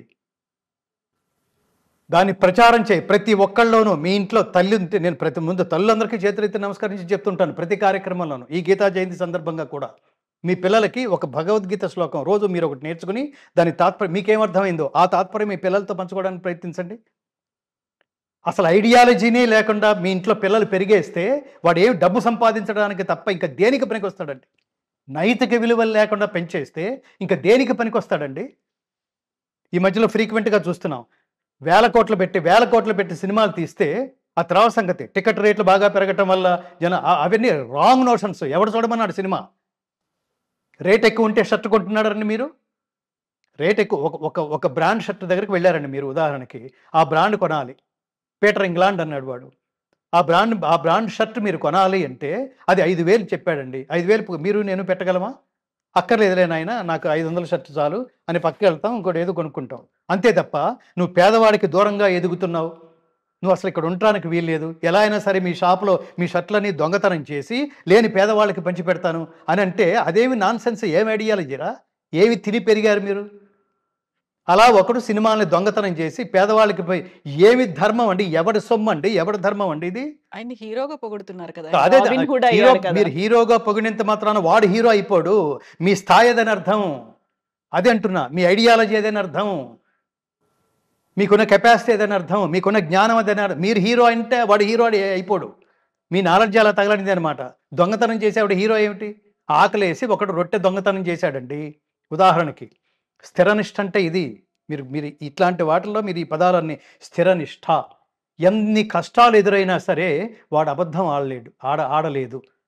అతని చరిత్ర మనకు తెలియట్లేదు. హరిశ్చంద్రుడు అప్పుడు సాధ్యమైనప్పుడు ఇప్పుడు సాధ్యం కాలేదండి? ఇప్పుడు సాధ్యం కాదా? ఆయన ఉదాహరణకు కాదా మనకి? ఆచరించిన వాడు మామూలు వాడు కాదు, మహారాజు. కాటి కాపరిగా నిలబడ్డానికి సిద్ధపడిపోయాడు. ఎంత స్థిరనిష్ట ఉండాలండి దానికి? అలా అతను హీరో ఎలా అయిపోతాడు? ఈ దొంగతనం ఎవర్రా నిన్ను పెంచింది అది అడగాలి నిన్ను. చిచ్చి దొంగతనం చేయడం ఏమిటిరా? తప్పు చేస్తే ముందుకు కరిగే. అప్పుడు పోలీసు వ్యవస్థ ఎందుకు? ప్రతివాడు ఒక స్టోరీ చెప్తాడు. నేను ఇందాక అదే చెప్తోంది. వాడు రొట్టె కోసం ఒక దొంగతనం చేశాడు, అలా వదిలేసామనుకోండి, వాడు ఎందుకు చేసావురా అని అడిగావు, వాడు పెద్ద స్టోరీ చెప్పాడు. మన యువతలు చాలా సినిమాలో జోకులు కూడా ఉన్నాయి. వాడు స్టోరీ చెప్పగానే వీడి యువతల వాడు విలవిల్లాడిపోయి సర్లే ఇట్స్ ఓకే అన్నాడు అనుకోండి. అప్పుడు వాడు దేనికి అలవాటు పడతాడు? మన ఈ దొంగతనాన్ని కొంచెం పెంచుతాడు. ఇప్పుడు నెక్స్ట్ బ్యాంక్ దొంగతనానికి పాల్పడతాడు, ఇంకో పెద్ద స్టోరీ చెప్తాడు. ఇప్పుడు వీడు కూడా ఇప్పుడు ఈ సినిమాని వాడి పేరేమిటో, ఈ సినిమాని దొంగతనం చేసిన వాడు కూడా వాడు నీకు దీనికి ఇన్స్పిరేషన్ ఏమిటి, అసలు ఎందుకు ఇలా చేశావు అంటే నేను కిక్ సినిమా చూశానని చెప్పాట వాడు. కిక్ సినిమాలో వాడు కూడా బ్యాంక్ రాబరీలు చేసి ఆ రాబరీలు చేసిన డబ్బుని ఒకటి ఆపరేషన్ కోసం ఖర్చు పెట్టాట. ఏమి ఐడియాలజీరా ఇది? స్తోమత ఉంటే ఖర్చు పెడతావు, స్తోమత ఉంటే చారిటీ చేస్తావు, లేకపోతే ఉన్నంతలో చేస్తావు, అంతే తప్ప దొంగతనం మార్గం ఎలా అవుతుంది? అది అధర్మం కదా. ఇప్పుడు అదే ధర్మం అయితే ఇంకా భగవద్గీత ఎందుకు, ఇంకా పరమాత్మ ఎందుకు, ఇంకా గైడ్స్ ఎందుకు మనకి? గైడ్ కదా ఆయన. దొంగతనం అనే ఆలోచనే తప్పని చెప్తుంటే గీత, ఆలోచనే తప్పు, ఆలోచనే అధర్మం అని చెప్తుంటే వీడు ఆచరించేసి ఇప్పుడు ఎక్కడున్నాడు అతను? జైల్లో ఉన్నాడు. రోడ్డు మీద జనాలందరూ వచ్చి నిరాహార దీక్షలు చేయాలి కదా. లేదండి అతను చేసిన ధర్మమే అనగలరా? అసలు ఏ సమాజంలో ఉన్నారా మీరు? ఏది మాట్లాడితే ఏది తోస్తే అది మాట్లాడేసి దాన్ని వీడియో చేసేసి సోషల్ మీడియాలో పెడతారా? ఏది అనుకుంటే ఎంత దిగజారితే అన్ని అవకాశాలు వస్తాయని చెప్పి బట్టలన్నీ తీసేసి డ్యాన్సులు చేసి, ఆడపిల్లలండి ఎవరు చేస్తున్నారో వాళ్ళని అంటున్నా, దాన్ని సమర్థించుకుంటారా? పిచ్చి పిచ్చి డ్రెస్సులు వేసుకోవటం, మానసిక బలహీనలేమో దాన్ని ఇష్టం వచ్చినట్టుగా కామెంట్ చేయటం, మళ్ళీ ఈ కామెంట్ చేసిన వాళ్ళు రివర్స్ క్లాస్ తీసుకోవటం. మీకు అమ్మలు లేరా, అక్కలు లేరా, చెల్లెళ్ళు లేరా అంటే మన అమ్మలు అక్కలు చెల్లెళ్ళు ఇంత దరిద్రంగా కనపడరు. కనపడితే తోలు తీసేస్తాం మనం కూడా.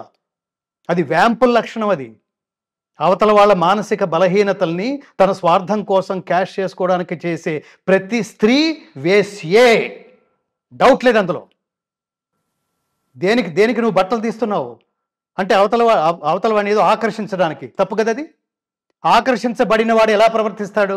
జంతువులాగా ప్రవర్తిస్తాడు. దానికి ఎవరు కారణం? నువ్వే కదా కారణం. నీ తప్పు తెలుసుకోవటంలా, నువ్వు సిగ్గుపడటంలా. నేను ఎప్పుడు చెప్తుంటాను, స్త్రీ జాగ్రత్తగా ఉండాలండి. అందుకని ఇంకా గట్టిగా తిట్టాలి వాళ్ళని. ఎందుకంటే పురుషుడు బీజం పాడైతే బీజానికి మాత్రమే నష్టం. స్త్రీ క్షేత్రం పాడైతే సమాజానికి నష్టం. చాలా మంచి ఆడపిల్లలు ఎంత దేవతల్లాగా కనిపిస్తాయి. ఈ అమ్మాయి దేవతలాగా కనిపిస్తుంది.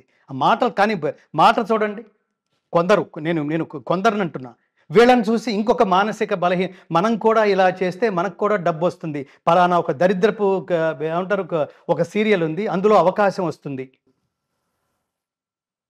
ఇది కదా క్షుద్రం హృదయ దౌర్బల్యం త్యక్త్వా ఉత్తిష్ట పరంతప. ఈ మానసిక దుర్బలత్వం ఉందే, ఇది ప్రతి చోట ఉంది.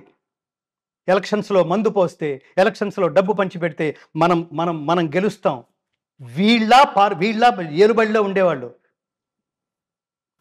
దురదృష్టం కదా అది. వీళ్ళు మనుషులైనా, వాళ్ళు ముఖ్యమంత్రులైనా, వాళ్ళ పార్టీ అధినేతలైనా అవతల వాడే అంటే నీకు బలం లేదన్నమాట. ఇంత హేయమైన ఇంత మానసిక దుర్బల స్థితిలో ఉన్నావా? వాళ్ళని క్యాష్ చేసుకోవడానికి. వాడు ఇంకా దుర్బలుడు. వాడి నాలెడ్జ్ ఏంటి? మన డబ్బే, అది ప్రజల డబ్బే, మన డబ్బు మనకిస్తుంటే తీసుకో. ఏ రూపంలో తీసుకుంటున్నావు? లంచం రూపంలో తీసుకుంటున్నావు. ఆ రూపం, నువ్వు తీసుకునే రూపం దారుణం కదా. వాడు ఆ డబ్బు తీసుకుని వాడు ఓటు వేస్తున్నాడు. ఇలా తీసుకోవడానికి అలవాటు పడి వాడి ఉచ్చం లేదు, నీచం లేదు, వాడికి జ్ఞానం లేదు, వాడికి ధర్మం లేదు, వాడికి దైవం లేదు. వీళ్ళందరూ మళ్ళీ గుళ్ళో ప్రత్యక్షం అవుతుంటారు బొట్లు పెట్టుకుని. అసలు వీళ్ళకంటే మహాభక్తులు ఇంకొకరు లేరు. దేవుడి చుట్టూతా అధర్మపరులే. వాళ్ళే కదా డొనేషన్స్ ఇచ్చేది, వాళ్ళే టెంపుల్స్ కట్టిస్తూ ఉంటారు. ఏంది దానికే అదే చెప్పేది. నాదత్తే కస్యచిత్ పాపం నచైవ సుకృతిం విభు అజ్ఞానేనావృతం జ్ఞానం తేన ముహ్యంతి జంతవః. 100 పాపాలు చేసి ఒక పుణ్యం చేస్తే అన్నీ కడిగేసినట్టు అయిపోతుంది నువ్వు అనుకుంటావేమిటరా? ఏ శాస్త్రంలో చెప్పాడు అది? ఈ శ్లోకంలో చెప్తున్నాడు. నాదత్తే కస్యచిత్ పాపం నచైవ సుకృతిం విభు అజ్ఞానేన ఆవృతం జ్ఞానం తేన ముహ్యంతి జంతవః. అంటే అర్థం ఏమిటంటే క్లారిటీ ఇస్తున్నాడు పరమాత్మ. పాపం పుణ్యం రెండు నీ అకౌంటే. ఈ రెండిటితో నాకు సంబంధం లేదు. ఎవని పాప పుణ్యములను పరమాత్మ స్వీకరింపడు. నీ పాపం నీ పుణ్యం నీ అకౌంటే. రక్షంతి పుణ్యాని పురాకృతాని. ఇప్పుడు ధర్మం, ఇప్పుడు నువ్వు ఆనందం అనుభవిస్తున్నావంటే నువ్వు ఒకప్పుడు చేసిన ధర్మ ఫలం అనుభవిస్తున్నట్టు లెక్క. నువ్వు ఇప్పుడు అధర్మం ఆచరిస్తున్నావు, నువ్వు ఇప్పుడు బాధగా ఉన్నావు అంటే ఏ రూపంలో అయినా వ్యాధి రూపేణ బాధతే. ఇవాళ నాకేదో నేను ఉన్నట్టుండి హెల్త్ అప్సెట్ అయిపోయింది. ఎప్పుడో అనుభవించావు, ఎప్పుడో చేసావు ఆ కర్మ. సో అధర్మ ఫలితం, ఆ దుష్కర్మ ఫలితం ఇప్పుడు అనుభవిస్తున్నాం అనమాట. అందుకని చెప్తున్నాడు. అందుకని ఏమని చెప్తున్నాడు? నో, ఎప్పుడు ఆల్వేస్ దగ్గర కూడా రానివ్వకు. ఇప్పుడు ఇది ఎవడు చూస్తాడులే, చాలామంది ఎవడికి తెలుసులే, ఎవడు చూస్తాడులే. అసలు remove all these dialogues from your dictionary. ఉన్నాడు వాడు సర్వసాక్షి, గతిర్భర్త ప్రభుసాక్షి నివాస శరణం సుహృత్. పరమాత్మ సర్వసాక్షి. నీ కనపడ్డ కాబట్టి, కనపట్టలేదు కాబట్టి లేడు అనకు. యోగమాయా సమావృత.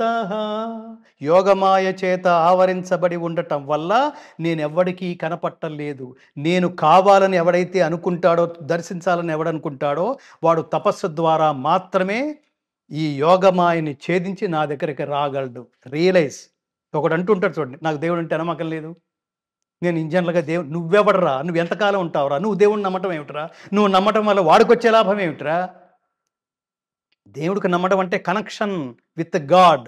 వాడు మోస్ట్ పవర్ఫుల్. నేను ఎందాక చెప్పాను, నీకున్న అర్హతను బట్టి దగ్గరకు తీసుకుంటాడు వాడు. నీకు ఇప్పుడు అర్హత, ఆ మాట అన్నావంటే నీకేదో అర్హత లేదు. ఆ అది లేదనడానికి అర్థం ఏమిటంటే అసలు వాడి పట్ల నమ్మకం లేకపోవడమే నీకు అర్హత లేదని అర్థం. అది ఉంటే నమ్మటం స్టార్ట్ చేస్తావు. నమ్మటం స్టార్ట్ అయిందంటే పరిశోధన మొదలైంది, తత్వం బోధపడుతోంది, వాడిని కనెక్ట్ కావడానికి ప్రయత్నిస్తున్నావు. You want to make friendship with God. అప్పుడు నువ్వు భక్తుడు అయిపోతావు. అప్పుడు నీ డిజిగ్నేషన్ మారిపోతుంది. అప్పుడు నీ డిజిగ్నేషన్ భక్తుడు. అంత మాత్రాన్ని ఏమంటారంటే అంత మాత్రాన్ని సక్సెస్ వస్తుంది, అంత మాత్రాన్ని హిట్ అయిపోతావు అని కాదు. దేవుణ్ణి నమ్మినంత మాత్రాన ఇవన్నీ సత్కర్మలు ఉన్నాయే, రక్షంతి పుణ్యాని పురాకృతాని. పూర్వం నువ్వు చేసిన మంచి పనులే నిన్ను రక్షిస్తాయి. అందుకని జాగరూకతతో ఉండు. మళ్ళీ అసలు పాయింట్కి వస్తాను. అలా అఖండ సినిమాలో నా చేత 2 శ్లోకాలు పాడించాడు. ఎవరు? తమన్ గారు, అలాగే బోయపాటి శ్రీను గారు నాతో కాసేపు మాట్లాడినప్పుడు నేను చాలా ఇన్స్పైర్ అయ్యి నేను కరెక్ట్ ప్లేస్కే వచ్చాను. ఎందుకంటే సినిమా వాతావరణం, ఆ జనాలు తిరిగే ఆ పద్ధతి, వాళ్ళు మాట్లాడుకునే భాష, ఆ జోకులు అవన్నీ, అంటే ఈ జనరేషన్ అయితే ఇంకా దారుణంగా ఉన్నాయి. రకరకాల మాటలు అవి. అది ఎందుకో అది మనం అక్కడ కూర్చుని మనం అవి వినలేము, దాన్ని అవాయిడ్ చేయలేము, వాళ్ళని కంట్రోల్ చేయలేము. అలా ఉంటుంది. కానీ ఇక్కడ నన్ను అంత గౌరవంగా రిసీవ్ చేసుకున్నారు. ఆ రోజు నందమూరి బాలకృష్ణ గారు కూడా రావాల్సింది, అక్కడ మిస్ అయ్యాం. ఆయన కూడా వచ్చి వినాలనేది ఆయన ఆకాంక్ష. ఆయన పార్టీ, ఆయన ప్రజాసేవకుడుగా కూడా ఆయన పనులు చేయడం కారణంగా ఆ రోజు విజయవాడలో ఏదో కార్యక్రమాలు ఉండి ఆయన వెళ్ళారు, రాలేకపోయారు. సో ఇది అయిపోయింది, రికార్డింగ్ అంతా అయిపోయింది. నేను మళ్ళీ కమింగ్ టు ది పాయింట్, మొన్న స్టేజ్ మీదకి నేను రావడానికి కారణం అక్కడికి అది అయిపోయింది అనుకున్నా. మళ్ళీ తమన్ ఫోన్ చేసి, గురుగారు బాలకృష్ణ గారు మేమందరం కలిసి భగవద్గీతతో ఈ కార్యక్రమం భగవద్గీతాలాపనతో మా 'అఖండ 2' ప్రీ రిలీజ్ ఫంక్షన్ ప్రారంభమైతే బాగుంటుంది అని అనుకున్నాం గురువుగారు. హ్మ్. మీరు తప్పకుండా రావాలి అని ఖచ్చితంగా గురు భావనతో పిలవటం కారణంగా నేను అప్పటికి మళ్ళీ ఆర్కెస్ట్రా, సినిమా పాటలు అక్కడికి వెళ్ళి నేను ఆ వెనక కూర్చోవటం ఇవన్నీ అంటే నేను రెగ్యులర్‌గా నాకొక మార్గం అలవాటైపోయిన దీంట్లో ఇప్పుడు ఇది ఎన్ని గంటలకు కూర్చుంటామో తెలీదు. సినిమా ఫంక్షన్స్ అన్నీ అలా ఉంటాయి. అని అనుకున్న దీంట్లో మళ్ళీ గురువుగారు మీరు బాలకృష్ణ గారు మళ్ళీ గుర్తు చేయమన్నారు. ఇవన్నీ మాట్లాడడం వల్ల మళ్ళీ వెళ్ళాను. హ్మ్. వెళ్ళాను. భగవద్గీత పఠనం అయిపోయింది. ఓపెనింగ్ కృష్ణ ప్రార్థన. ముందు గురు ప్రార్థన చేసి, తర్వాత భగవద్గీత శ్లోకాలు అంతా అయిపోయి నేను వెనక్కి కూర్చొని వెనక్కి వెళ్ళి కూర్చున్నాను. నేనిప్పుడు వెళ్ళిపోవచ్చా అని కూడా అడిగాను. అంటే మీ ఇష్టం గురువుగారు, మన చంక అయిపోయింది. మీరు కూర్చోగలిగినంత సేపు కూర్చోవచ్చు. మీకు ఆసక్తి ఉంటే అన్నారు. వెళ్ళిపోదామా అనుకుంటున్న టైంలో బాలకృష్ణ గారు ఒక్కసారి ఇక మిమ్మల్ని స్టేజి కిందకి పిలుస్తున్నారు అని అడిగాడు. అంటే నేను స్టేజి కిందకి వెళ్ళేసరికి ఆయన ఆయనక నేను వెళ్ళిన ప్రతిసారి నిలబడి గౌరవిస్తున్నాడండి ఆయన. హ్మ్. అది నేను మూవ్ అయిపోయాను. నేను జర్నలిస్ట్‌గా ఉన్నప్పుడు ఆయన షూటింగ్స్‌కి కవరేజెస్‌కి వెళ్ళినప్పుడు అప్పుడు నేను జర్నలిస్ట్ మాత్రమే. కవరేజ్‌కి వెళ్ళినప్పుడు 'శివశంకరి', 'ఎన్టీ రామారావు' గారికి పాటలు ఇవన్నీ ఆయన చాలా ఎంజాయ్ చేస్తుండే. ఒక బ్యాచ్ 'గిరిబాబు' గారు, ఆయన 'చలపతిరావు' గారు ఒక బ్యాచ్ ఉండేది. పాత పాటలంటే వాళ్ళకి చాలా ఇష్టం. నేను ఘంటసాల గారి పాటల్లో నాదొక ఉత్తమమైన మార్గం. అలా పేరు తెచ్చుకున్నవాడిని. అవన్నీ పాడుతూ ఉండేవాళ్ళం. ఇప్పుడు అసలు పూర్తిగా నా అడ్రస్సు మారిపోయినాయి. నేను వెళ్ళిన ప్రతిసారి ఆయన నిలబడుతున్నారు. ఆయన ఏం చేశారంటే మెట్ల దగ్గర నిలబడి ఉన్నాడండి ఆయన. నిలబడి గురుగారు మనిద్దరం కలిసి స్టేజ్ మీదకి వెళ్ళాలి. మీరు నా పక్కనే ఉండాలి. మిగతా సినిమా తోటి ఆర్టిస్టులు, సాంకేతిక నిపుణులు వాళ్ళందరూ వెనక ఉన్నారు. ఆయన పక్కనే నన్ను చేత్తో పట్టుకొని ఆయన స్టేజ్ మీదకి తీసుకెళ్తున్నాడు. How respect he has given to me. అది నేను నా అవసరం లేదు. ఆయన పిలవకపోయినా ఏం నష్టం లేదు. నేను పాడేసి వెళ్ళిపోదాం అనుకున్నాను. I never expected. అక్కడ అందరికీ అభివాదం చేశాడాయన. అది అది అది అది నేచురల్. ఆయన కోసమే వస్తారు. నా కోసం ఎందుకొస్తారు? నేను నమస్కారం చేశాను. మళ్ళీ వెళ్ళి నేను కూర్చున్నాను వెనక. మళ్ళీ వెళ్ళిపోదాం అనుకుంటున్నాను. వెళ్ళిపోదామని లేచాను. అది మళ్ళీ కింద కూర్చొని గమనించాడాయన. గురుగారిని వెళ్ళొద్దని చెప్పండి. ఆయన స్పీచ్ ఉండాలిక్కడ అన్నాడాయన. అది నెవర్ ఎక్స్‌పెక్టెడ్. నేను మళ్ళీ నిలబడ్డా. మళ్ళీ వెళ్ళి నేను మాట్లాడా. అబౌట్ అఖండ. నేను ఇందాక చెప్పినట్టుగా ఖచ్చితంగా సనాతన ధర్మం అంటే తెలుసుకోవాలి అనుకునే వాళ్ళకి, ఎందుకంటే ఒక వ్యక్తి స్టేజ్ మీద నుంచి మాట్లాడితే కొన్ని వందల మందో, వేల మందో, లక్షల మందో మాత్రమే వింటారు. వాళ్ళ స్థాయిని బట్టి, వాళ్ళ వాక్ స్పష్టతను బట్టి, వాళ్ళ వాక్ శక్తిని బట్టి. కానీ సినిమా ద్వారా వస్తే కొన్ని కోట్ల మంది చూస్తారండి ఏకకాలంలో. కొన్ని కోట్ల మంది. అందుకని నేను డెఫినిట్‌గా దాన్ని దాన్ని చాలా చాలా బిలీవ్ చేశాను. ఆ ట్రైలర్ చూసిన తర్వాత అంతకుముందు దర్శకుడు చెప్పినప్పుడు, తమన్ చెప్పినప్పుడు అసలు ఆ సినిమాలో ఉన్న రికార్డింగ్ బిట్స్, ఆ శాస్త్రాలు గాని, వేదాలు గాని, ఆ ఉపనిషత్తులు గాని, ఆ మంత్రాలు గాని, ఆ వెనకాల స్తోత్రాలు గాని అవన్నీ రికార్డింగ్‌లో పెట్టేశారు. హ్మ్. ఇది ఖచ్చితంగా ఇదేదో ఒక అఖండ అనేది సనాతన ధర్మాన్ని ప్రపంచానికి బలంగా తీసుకువెళ్ళబోతోంది కొన్ని క్యారెక్టర్స్‌తో పాటు. ఈ రోజుల్లో భక్తి సినిమా ఏమిటి అనుకున్నా. అనుకుంటే అది కేవలం భక్తే కాదండి అది. అది నేను ఇందాక నిన్న స్టేజ్ మీద కూడా చెప్పాను. అది ఎంటర్‌టైన్‌మెంట్ విత్ ఎన్‌లైటన్‌మెంట్. ఆనందంతో కూడిన ఆత్మజ్ఞానం. అంత పవర్‌ఫుల్‌గా ఆయన డైలాగ్స్ గాని, అంత పైగా మనవాడు ఒక డైరెక్టరు చాలా డీటెయిల్డ్‌గా తీస్తాడు. చాలా డీటెయిల్డ్‌గా వర్క్ చేస్తాడు. మీరు 'అఖండ' మొదటి సినిమాలో మొదటి పార్ట్‌లో బాలకృష్ణ గారి ఎంట్రన్స్ చూడండి. బాలకృష్ణ గారి ఫస్ట్ షాట్.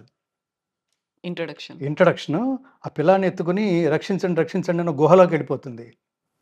గుహలోకెళ్ళిపోతే ఆ రక్తపు ఒక బొట్లు అది నాకు సీన్ ఏదో అస్పష్టంగా నేను వెంటనే చెప్పలేకపోతున్నాను.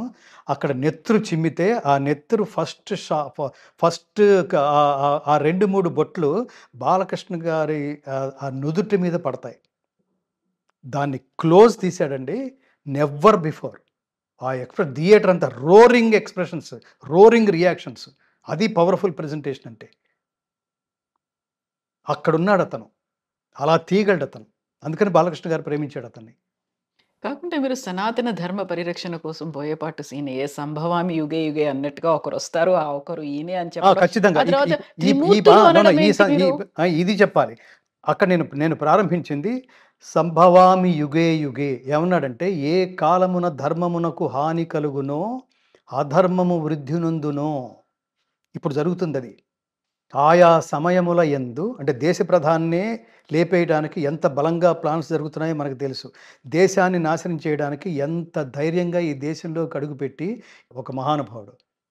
ఈ ధర్మ ప్రచారకులు ఎవరైతే గురువు స్థానాల్లో, స్వామీజీల స్థానాల్లో ఉన్నారో, వాళ్ళు వాళ్ళ వ్యవస్థల్ని కాపాడుకోవటంలో చూపించే శ్రద్ధలో 5% సనాతన ధర్మ బీజాల్ని భక్తులలో, తమ అనుయాయులలో, అనుచరుల్లో నాటడంలో 5% చూపించినా సనాతన ధర్మం ఇవాళ ఇంత వీక్‌గా ఉండేది కాదు. నేను ఇవాళ జరిగిన దానికి నేను మనస్తాపం చెందాను. నా ప్రాణాలు అర్పించడానికి సిద్ధంగా ఉన్నాను అని ఒక స్వామీజీ రోడ్డు మీదకి వచ్చేసాడనుకోండి, ఎన్ని కోట్ల మంది వచ్చేస్తారండి? ఈ అలజడి ఎక్కడి దాకా వెళ్తుందండి? ఇతర దేశాల దాకా. అట్టి స్వధర్మాచరణమున మరణము సంభవించినను మేలే. ఫస్ట్ తిరగబడు. అసలు ముందు రియాక్షనే లేదు నీకు. హిందువు అని అతను ఎక్కుపెట్టి హిందువులందరినీ 26 మందిని పర్యాటకుల్ని చంపేస్తే ఏ హిందువుకి స్పష్టత లేక, ఏ హిందువు రియాక్ట్ కాకపోతే స్వామీజీలు తీసేయండి ఒక సెక్టార్. అసలు నువ్వు హిందువు అని ఫీల్ అవుతున్నావా? చెప్పుకోవడానికి బొట్టు పెట్టుకుని కనిపిస్తున్నావు తప్ప you are not real practicing Hindu. మనకి ఇక్కడ కావాల్సింది ఆచరణాత్మక హిందుత్వం, ఆచరణాత్మక సనాతన ధర్మీయులు కావాలి. ఆచరణాత్మక అంటే అర్థం ఏమిటంటే, నువ్వు మీ నాన్నంటే ఊరుకుంటున్నావా? మీ అమ్మనంటే ఊరుకుంటావా? నీ భార్యనంటే, నీ భర్తనంటే ఊరుకుంటున్నావా? నీ బిడ్డల్ని ఏమన్నా అంటే ఊరుకుంటున్నావా? వాలిపోవటం లేదు వచ్చి. నీ ప్రాపర్టీనంటే ఊరుకుంటున్నావా? తిరగబడ్డం లేదు. అలాంటిది నీ ధర్మాన్నంటే ఊరుకుంటున్నావు అంటే దాని అర్థం ఏంటి? డ్రామా అన్నమాట. వదిలేయరా ఈ డ్రామాలు. ఎందుకురా హిందూ అని చెప్పుకుంటావు బయటకు వచ్చి. గుడికి వెళ్తున్నావు, దండం పెట్టుకుంటున్నావు, నెక్స్ట్ డే ఆ గుడి కూలగొడుతున్నారు, లేకపోతే విగ్రహం కూలగొడుతున్నారు. ఈ దండం పెట్టుకోవడానికి ఎవరికి రియాక్షన్స్ లేదు. వెళ్ళిన వాళ్ళు నీ ఇంటి పక్కనే గుడి. ఏ స్థితిలో ఉన్నారు? Check yourself first. నిన్ను నువ్వు ప్రశ్నించుకో. పిఠాపురంలో 24 విగ్రహాలను కూలగొడితే ఒక్కడు కూడా మాట్లాడలేదు. ఇక్కడి నుంచి 2-3 స్వామీజీలు వెళ్ళి ప్రెస్ మీట్ పెడతారా? పిఠాపురంలో ఉన్న హిందువులందరూ జీవించి ఉన్నారా? క్షుద్రం హృదయ దౌర్బల్యం. ఇదేంటి మానసిక దౌర్బల్యత్వం కాదది? మానసిక దుర్బలత్వం కాదది? భగవద్గీత చదవడం కాదు, ఆచరణాత్మక భగవద్గీత అర్థం చేసుకుని ఆచరించినప్పుడు మాత్రం ఏమర్థమైంది భగవద్గీత అన్నాడు కృష్ణుడు. ఇంతసేపు చెప్పాను కదా, 574 శ్లోకాలు చెప్పాను నేను, ఏమర్థమైంది అని అడిగాడు. అంటే అర్జునుడు అన్నాడు, నష్టో మోహ స్మృతిర్లబ్ధా త్వత్ప్రసాదాన్మయాచ్యుతా స్థితోస్మి గత సందేహ కరిష్యే వచనం తవా.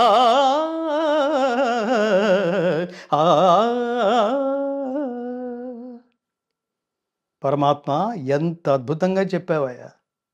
నువ్వు చెప్పిన భగవద్గీత అంతా నేను పొరపాటున అజ్ఞానంతో, తాత్కాలికమైన అజ్ఞానంతో నాకేం చేయాలో పాలుపోక ప్రత్యక్షంగా నా వైరిపక్షంలో ఉన్న తండ్రులు, తాతలు, గురువులు, మేనమామలు, సోదరులు, మనవళ్ళు, ప్రపితామహులు, ఆచార్యులు, హితైషులు, సన్నిహితులు, ఇంతమందిని చూసి వీళ్ళని చంపిన నెత్తుటి కూటితో రాజ్యాన్ని భోగించడం కంటే నేను వీళ్ళెవరిని చంపకుండా వెనక్కి వెళ్ళిపోయి భిక్షమెత్తుకుని బతకటమైనా శ్రేయస్సు అనిపించింది. ఎంత అజ్ఞానం, నా క్షత్రియ ధర్మాన్ని కూడా మర్చిపోయాను.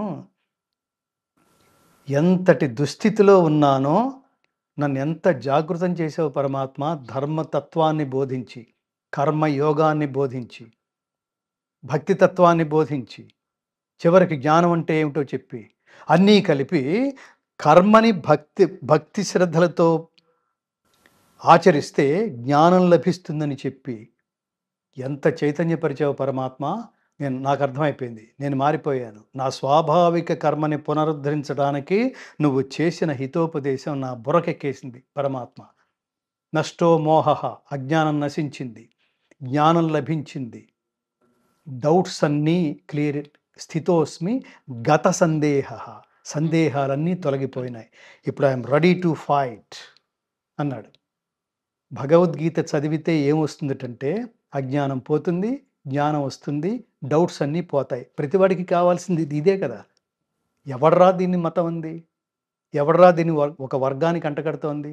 ఎవడ్రా హిందూ మతం అంటే ఒక వర్గానికి, ఒక దేశానికి మాత్రమే చెందిందండి? కళ్ళు తెరవండిరా హిందువులారా, సనాతన ధర్మ బంధువులారా! ఇది సర్వశ్రేయోదాయకమైనది. అందరికీ. ఇది అందరికీ వర్తిస్తుంది కదా! లేకపోతే నేనేమంటానంటే ఇదే సందర్భంలో అసలు ఇది సర్వశ్రేయోదాయకమైంది కాకపోతే అంతరిక్షంలోకి వెళ్ళిపోయిన సునీత విలియమ్స్ మీకేంటి ఇంత మీరసలు బతుకుతారో, తిరిగొస్తారో లేదో తెలియదు గదా! మీ మానసిక స్థితి ఏమిటి? మీ ధైర్యానికి రీజన్ ఏమిటి? అంటే నేను ఆకాశంలోకి భగవద్గీత తీసుకువెళ్ళాను అని చెప్పిందండి.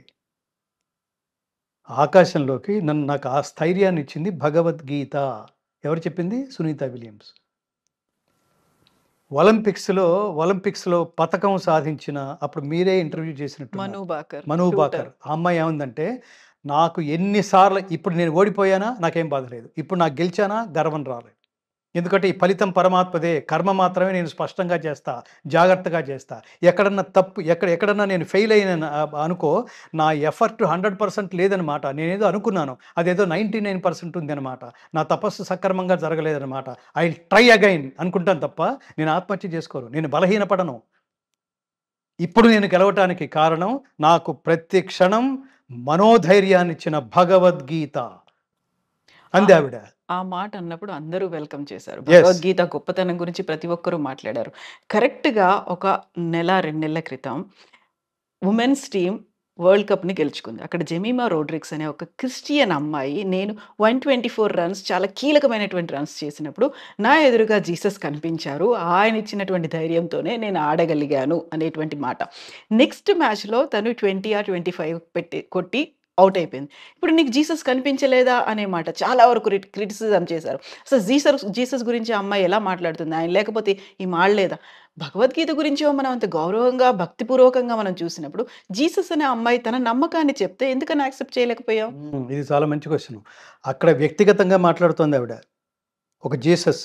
ఇప్పుడు మనం చెప్పినవన్నీ ఇప్పుడు ఏదైతే ఉదాహరణలు చెప్పానో ఇది కృష్ణుడి దయ వల్ల అంటలేదు. హ్మ్. కృష్ణుడి కాన్సెప్ట్. ఆయన నన్ను అని చెప్పటలేదు. నా ఐడియాలజీ ఏదైతే ఉందో అందుకనే భగవద్గీత సిద్ధాంత గ్రంథం అన్నాం. వాడెవడో చెప్పాడు. బ్లైండ్‌గా నేను బిలీవ్ చేస్తాను. అది జరగకపోని. అనే గ్రంథం కాదు. అనే గ్రంథం అయితే అది మత గ్రంథం అవుతుంది. ఎవడి ఐడియాలజీ నేను చాలా ఫ్రీక్వెంట్‌గా చెప్తుంటాను కవిత గారు. ఎవడి ఐడియాలజీ అయితే సార్వజనీనమవుతుందో దాని పేరు ధర్మం. ఎవడి ఐడియాలజీ అయితే ఒక వర్గానికి మాత్రమే పరిమితం అవుతుందో దాని పేరు మతం. ఇక్కడ ఏమని చెప్తున్నాడు భగవద్గీతలో యో యాం తనుం భక్తః శ్రద్ధయార్చితుమిచ్చతి తస్యాచలాం శ్రద్ధాం తామేవ విదధామ్యహం. ఏ భక్తుడు ఏ దేవతా స్వరూపాలని అర్చించగోరుతున్నాడో వాడికి ఆయా దేవతల పట్ల స్థిరమైన శ్రద్ధను ప్రసాదించుతున్నాను. నేను ప్రసాదించే ఆ స్థిరమైన శ్రద్ధతో ఆ భక్తుడు ఆయా దేవతలని ఆరాధించి వాళ్ళ ద్వారా నేను అనుగ్రహించే శక్తితో వాళ్ళ ద్వారా వాళ్ళ అనుగ్రహానికి పాత్రుడై తమ అభీష్టాలని నెరవేర్చుకొనుచున్నాడు ఆ భక్తుడు. ఎంత క్లారిటీ ఉందండి. నన్నే అంటలేదు. ఏ రూపంలో అయినా. అందుకనే రాముడైనా, కృష్ణుడైనా, లక్ష్మీదేవైనా, సరస్వతి అయినా, ఎవరైనా. కానీ గుర్తుపెట్టుకో వాళ్ళందరూ కామ్యదేవతలు మాత్రమే. ఆయా కోరికల్ని తీరుస్తారు. కానీ నేను మోక్ష దేవతని. నా ముందు నిలబడితే ఏం కావాలి? మోక్షం. ఎందుకు కావాలి? అది శాశ్వతానందమయ స్థితి కాబట్టి. నిన్న వాళ్ళకు కూడా చెప్పాను. బాలకృష్ణ గారిని అందరూ బాలయ్య బాబు అంటుంటారు. అది అసలు అలా అనకండిరా. పవర్ఫుల్ ఏంటంటే బాలయ్య అంటే మంత్రం కాదు అది. ఇది గుర్తుపెట్టుకోండి. బాలయ్య అని గంతులేస్తే మంత్రం కాదు. బాలకృష్ణ. మంత్రం అంతా కృష్ణలో ఉంది. అది పిలిచేవాడికి ఇద్దరికీ మోక్షదాయకం. అది మహామంత్రం. మంత్రాలకున్న సహజ శక్తి వల్ల అది ప్రచోదితమై నీ మనస్సు మీద, బుద్ధి మీద, ఆత్మ మీద ప్రభావితం అయి నీ చాలా ఉత్తమమైన మార్గానికి తీసుకువెళ్తుంది. కృష్ణ శబ్దానికి అర్థం ఏంటంటే క్రిష్ అనేది ధాతువు. దానికి ఏమిటంటే ఆకర్షించుట అని అర్థం. కృష్ణలో క్రిష్ ఆకర్షించుట. ఆకర్షించి ఏం చేస్తాడు? రెండోది అణ అనేది మోస్ట్ ఇంపార్టెంట్. అది ఆనందవాచకం. ఆకర్షించి ఏమిస్తాడంటే ఆనందం ఇస్తాడు. ఏమిటి ఆనందం? తాత్కాలికమైన ఆనందం కాదు. శాశ్వతమైన ఆనందం. ఆ శాశ్వతమైన ఆనందం పేరే మోక్షం. మోక్షం ఎందుకు కావాలి? అంటే ఈ లోకానికి పరమాత్మ ఇచ్చిన ట్యాగ్ ఏమిటో తెలుసా అండి? అనిత్యమసుఖం లోకం ఇమం ప్రాప్య భజస్వమాం. ఈ లోకం అనిత్యం, నిత్యమైంది కాదు. అంటే శాశ్వతమైంది కాదు. శాశ్వతమైంది కాదు ఇది. శాశ్వతమైంది కాదు. అసుఖం, ఇందులో సుఖం లేదు. మీరు చూడండి, జీవితాంతం సుఖంగా ఉన్నవాడు ఎవడన్నా కనిపిస్తాడా? జీవితాంతం బాధగా ఉన్నవాడు ఎవడు కనిపిస్తాడా? బాధగా ఉంది అనుకునే లోపల సుఖం వస్తోంది. సుఖం పేరుతో ఆనందం పొందుతున్నావు అని విర్రవిగే లోపల మళ్ళీ బాధ వస్తోంది, కోలుకోలేని దెబ్బ తగులుతోంది. ఎందుకురా ఈ జీవితం, అసలు ఎందుకు ఈ జన్మ అనుకోని స్థితి అంటూ ఉండదు మానవుడికి. అప్పుడు ఏం చేయాలి? అసలు ఇవేవి వద్దంటే ఏం చేయాలి అని అడుగుతున్నాను దేవుణ్ణి. అప్పుడు ఆయన చెప్తున్నాడు, శాశ్వత ఆనందమయ స్థితి అయిన మోక్షం నా దగ్గర ఉంది. మోక్షమిచ్చేత్ జనార్దన. మోక్షమిచ్చే దేవత.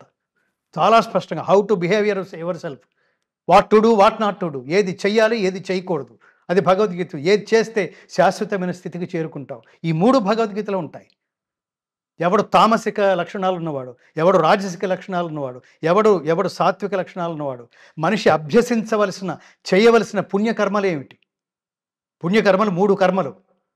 ఒకటి యజ్ఞం, రెండవది దానం, మూడవది తపస్సు. ప్రతివాడు చేయవలసిందే. యజ్ఞం దేవతల కోసం. అలా యజ్ఞం చేస్తే ఆ హవిస్సును తీసుకుని నీకేం కావాలో అది ఇచ్చేస్తారు దేవతలు. ఈ టచ్లో ఉండండి మీరిద్దరూ అంటున్నాడు బ్రహ్మదేవుడు. మీరిద్దరూ టచ్లో ఉండండి. పరస్పర శ్రేయస్సు పొందుతూ పరస్పర సహాయులై శ్రేయస్సుని పొందండి ఈ యజ్ఞాల ద్వారా. యజ్ఞశిష్టాసిన సంతో ముచ్యంతే సర్వ కిల్బిషై. పరమాత్మ నుంచి ఏదైతే తీసుకున్నావో తిరిగి పరమాత్ముడికి నివేదన చేసి సమర్పించకుండా నువ్వు తినేస్తే నువ్వు దొంగ సమానమే అంటున్నాడు. ఎంత జ్ఞానం ఉందండి! అది కదా బ్రహ్మార్పణం బ్రహ్మహవి. అన్నం పెట్టగానే తినేయకూడదు, జంతువులు చేస్తాయి పనులు. బ్రహ్మాగ్నౌ బ్రహ్మణాహుతం బ్రహ్మైవ తేన గంతవ్యం బ్రహ్మకర్మ సమాధినా. అహం వైశ్వానరో భూత్వా ప్రాణినాం దేహమాశ్రితః ప్రాణాపాన సమాయుక్తః పచామ్యన్నం చతుర్విధం. అందుకని నాకు అర్పించు అంటే సృష్టిలో ప్రతిదీ పరమాత్ముడి విశేషమే, పరమాత్ముడి అంశమే సృష్టిలో ప్రతి వస్తువు. అందుకని ఇప్పుడు తింటున్నావంటే నీకు అన్ని రకాలుగా ఎనర్జీ, బుర్ర పనిచేస్తుందంటే శక్తి కావాలి. ఆ శక్తి ఇచ్చేది ఏమిటి? అన్నం. అందుకని అన్నం పరబ్రహ్మ స్వరూపం. ఎన్నెన్ని మాటలు చెప్పారండి, దేని ఎలా కొలవమని చెప్పారండి, ఏ ఏ వస్తు విశేషాలలో పరమాత్మని దర్శించచ్చో ఎంత చెప్పాడండి. వాడి పేరు చెప్పటల్లా.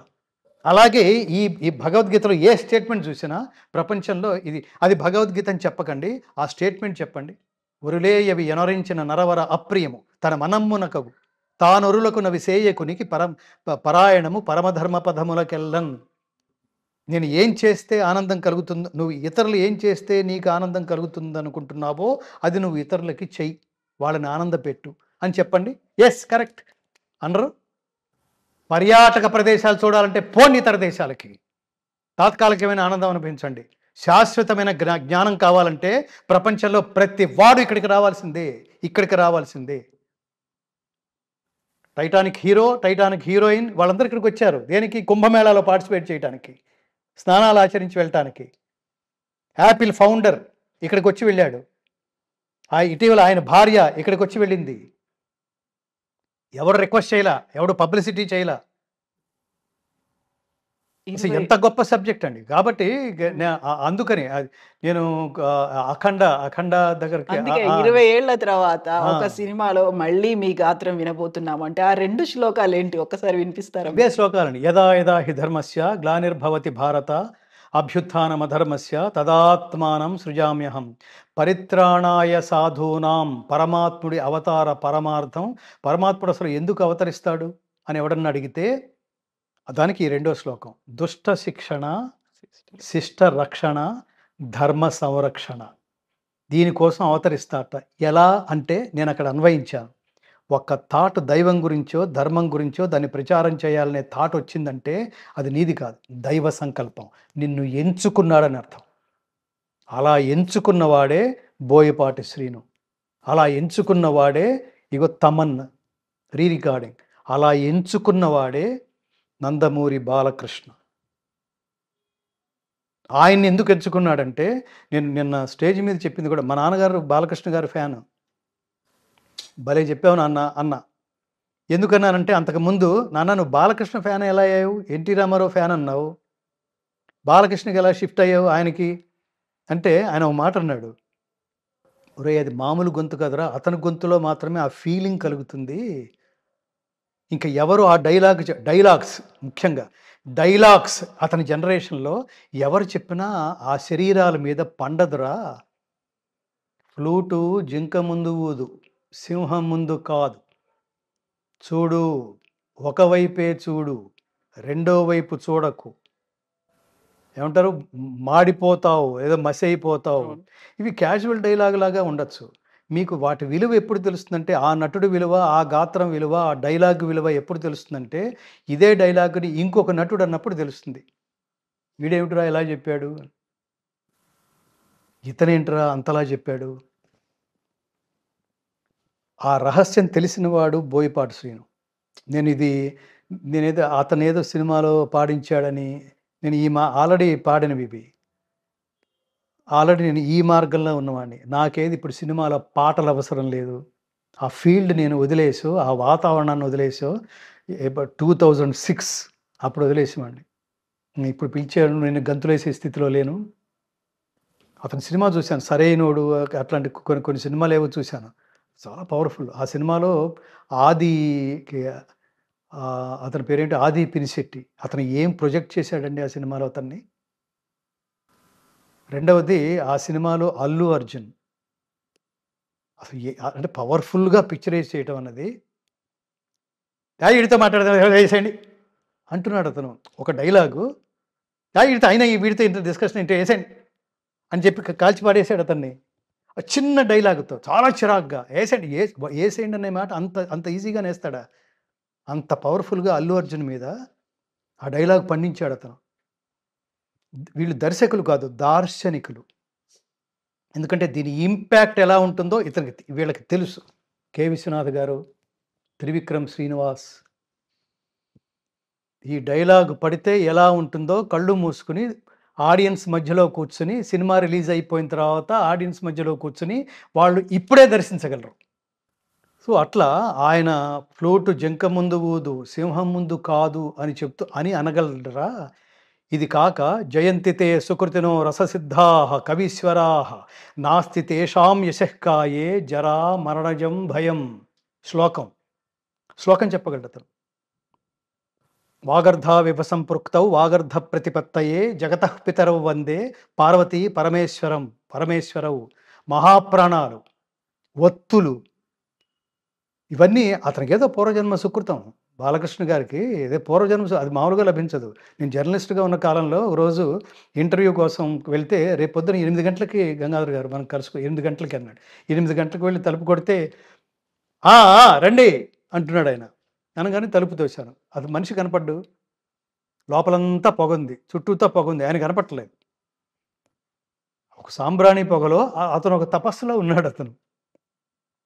నేను ఎప్పుడైతే తలుపు తోశానో ఆ చప్పుడు విని ఫ్యాన్ వేశాడు. ఆ పొగ విచ్ఛిన్నమై సినిమాలో ఎలివేషన్ అక్కడ అలా కనపడ్డాడు. అది ఆ ఎర్లీగా లేవటం, ఆ దైవదత్తమైన ఏమంటారు, ఆ తపస్సో, పూజో, నిష్టో, ముహూర్తమో, శబ్దమో, తెలివి యొకంత లేనియడ తృప్తుడనై కరిభంగి సర్వమున్ తెలిసి తినంచు గర్వితమతిని విహరించితి తొల్లి. ఇప్పుడు ఉజ్వలమతులైన పండితుల సన్నిధి నించుక బోధశాలినై తెలియనివాడనై మెలంగితి గతమయ్య నితాంత గర్వమున్ అని చెప్తున్నాడు అతను. అంటే శ్లోకం చెప్పగలడు. ఇది భారతీయ వాంగ్మయం. ఒక వ్యక్తి నాల్క పైన శ్లోకం కానీ, పద్యం కానీ, వాంగ్మయం కానీ తాండవిస్తోందంటే అది ఖచ్చితంగా దైవాంశ సంభూతుడైతే తప్ప సాధ్యం కాదు. మేము ఎన్టీఆర్ నుంచి నేర్చుకున్నామండి భాషా సౌందర్యం, ఘంటసాల గారి నుంచి. సుధా సముద్రాంత హృద్యన్మణి ద్వీప సమరూఢ బిల్వాటవీ మధ్య కల్పద్రుమా కల్ప కాదంబ కాంతారవాస ప్రియే కృత్తివాస ప్రియే సాదరారబ్ధ సంగీత సంభావనా సంభ్రమాలోల నీపస్రగాబద్ధ చూళీ సనాధత్రికే సానుమత్పుత్రికే శేఖరీభూత సీతాంశురేఖా మయూఖావళీనద్ధ సుస్నిగ్ధ నీలాలక శ్రేణి శృంగారితే లోక సంభావితే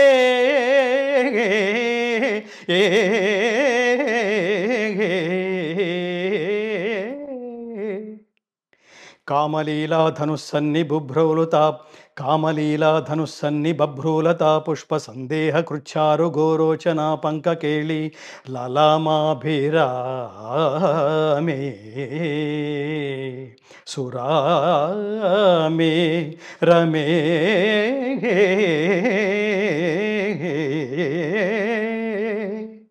सर्वयंत्रात्मिके सर्वतंत्रात्मिके सर्वमंत्रात्मिके सर्वमुद्रात्मिके सर्वचक्रात्मिके सर्वशक्त्यात्मिके सर्वरूपे जगन्मातृके हे जगन्मातृके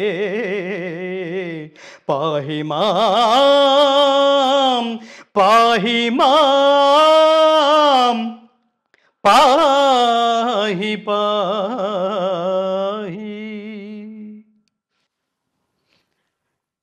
అది ఆ వాంగ్మయంలోకి వెళ్ళినప్పుడు ఇంకోటి ఏంటి బాలకృష్ణ గారికి నాకు రిలేషన్లో ఘంటసాల గారి ఈ పర్టికులర్ ఆ రోజుల్లో అడుగుతుండేవాడు, ఈ క్యాసెట్స్ ఎక్కడ దొరుకుతాయి గంగాధర్ గారు అని అడుగుతుండేవాడు.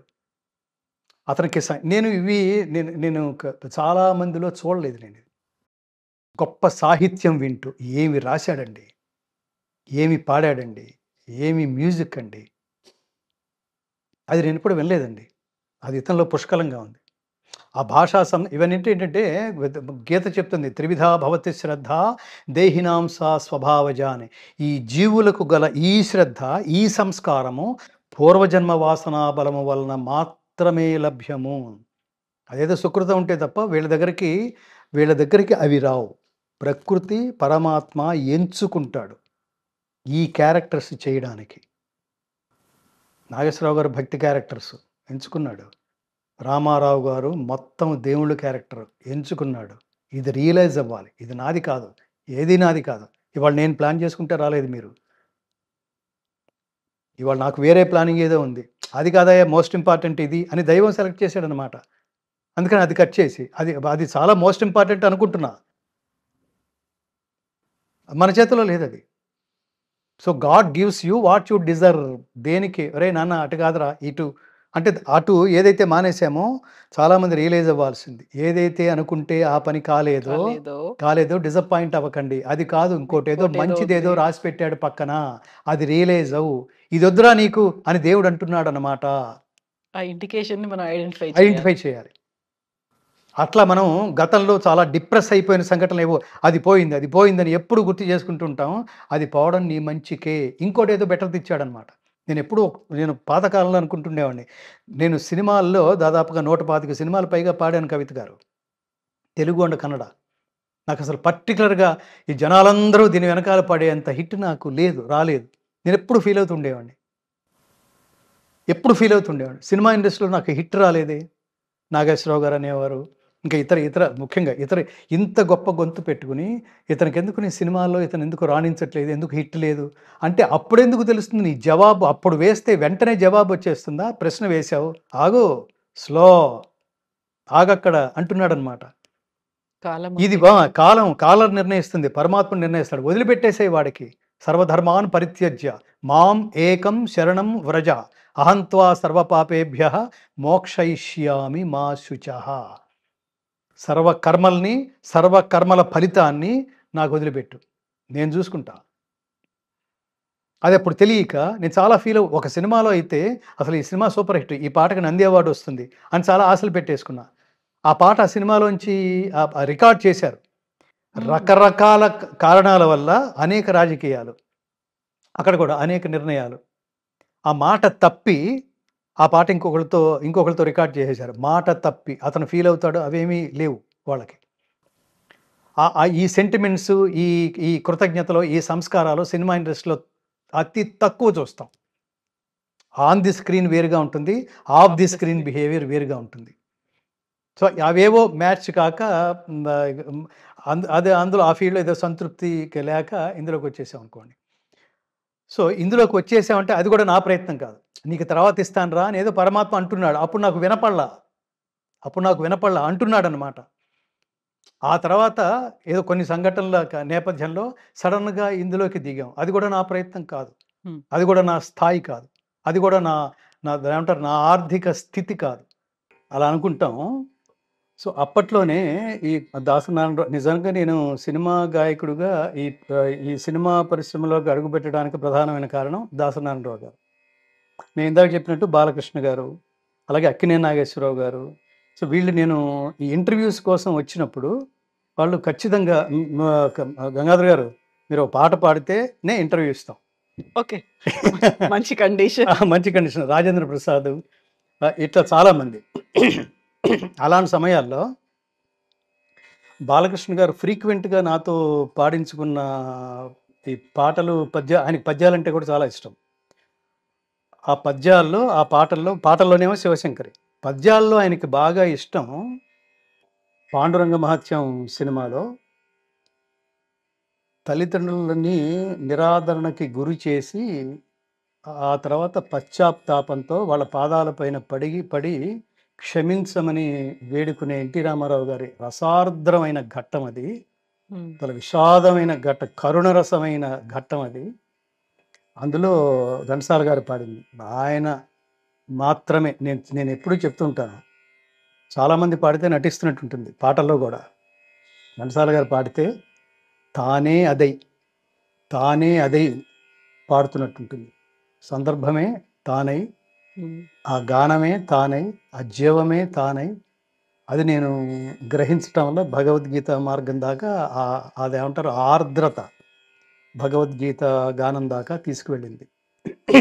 అది ఏ పాదసీమ కాశీ ప్రయాగాది పవిత్ర భూముల కన్న విమలతరము, ఏ పాద పూజ రమాపతి చరణాబ్జ పూజల కన్నను పుణ్యతమము, ఏ పాద తీర్థము పాప సంతాపాగ్ని ఆర్పగా జాలినామృత ఝరము, ఏ పాద స్మరణ నాగేంద్రశయను ధ్యానము కన్నను మహానందకరము, అట్టి పితరుల పద సేవాత్మమరచి ఇహ పరమ్ములకెడమై తపించువారి కావగలవారు లేరు ఈ జగాన వేరే, నన్ను మన్నించి బ్రోవుమో అమ్మా నాన్న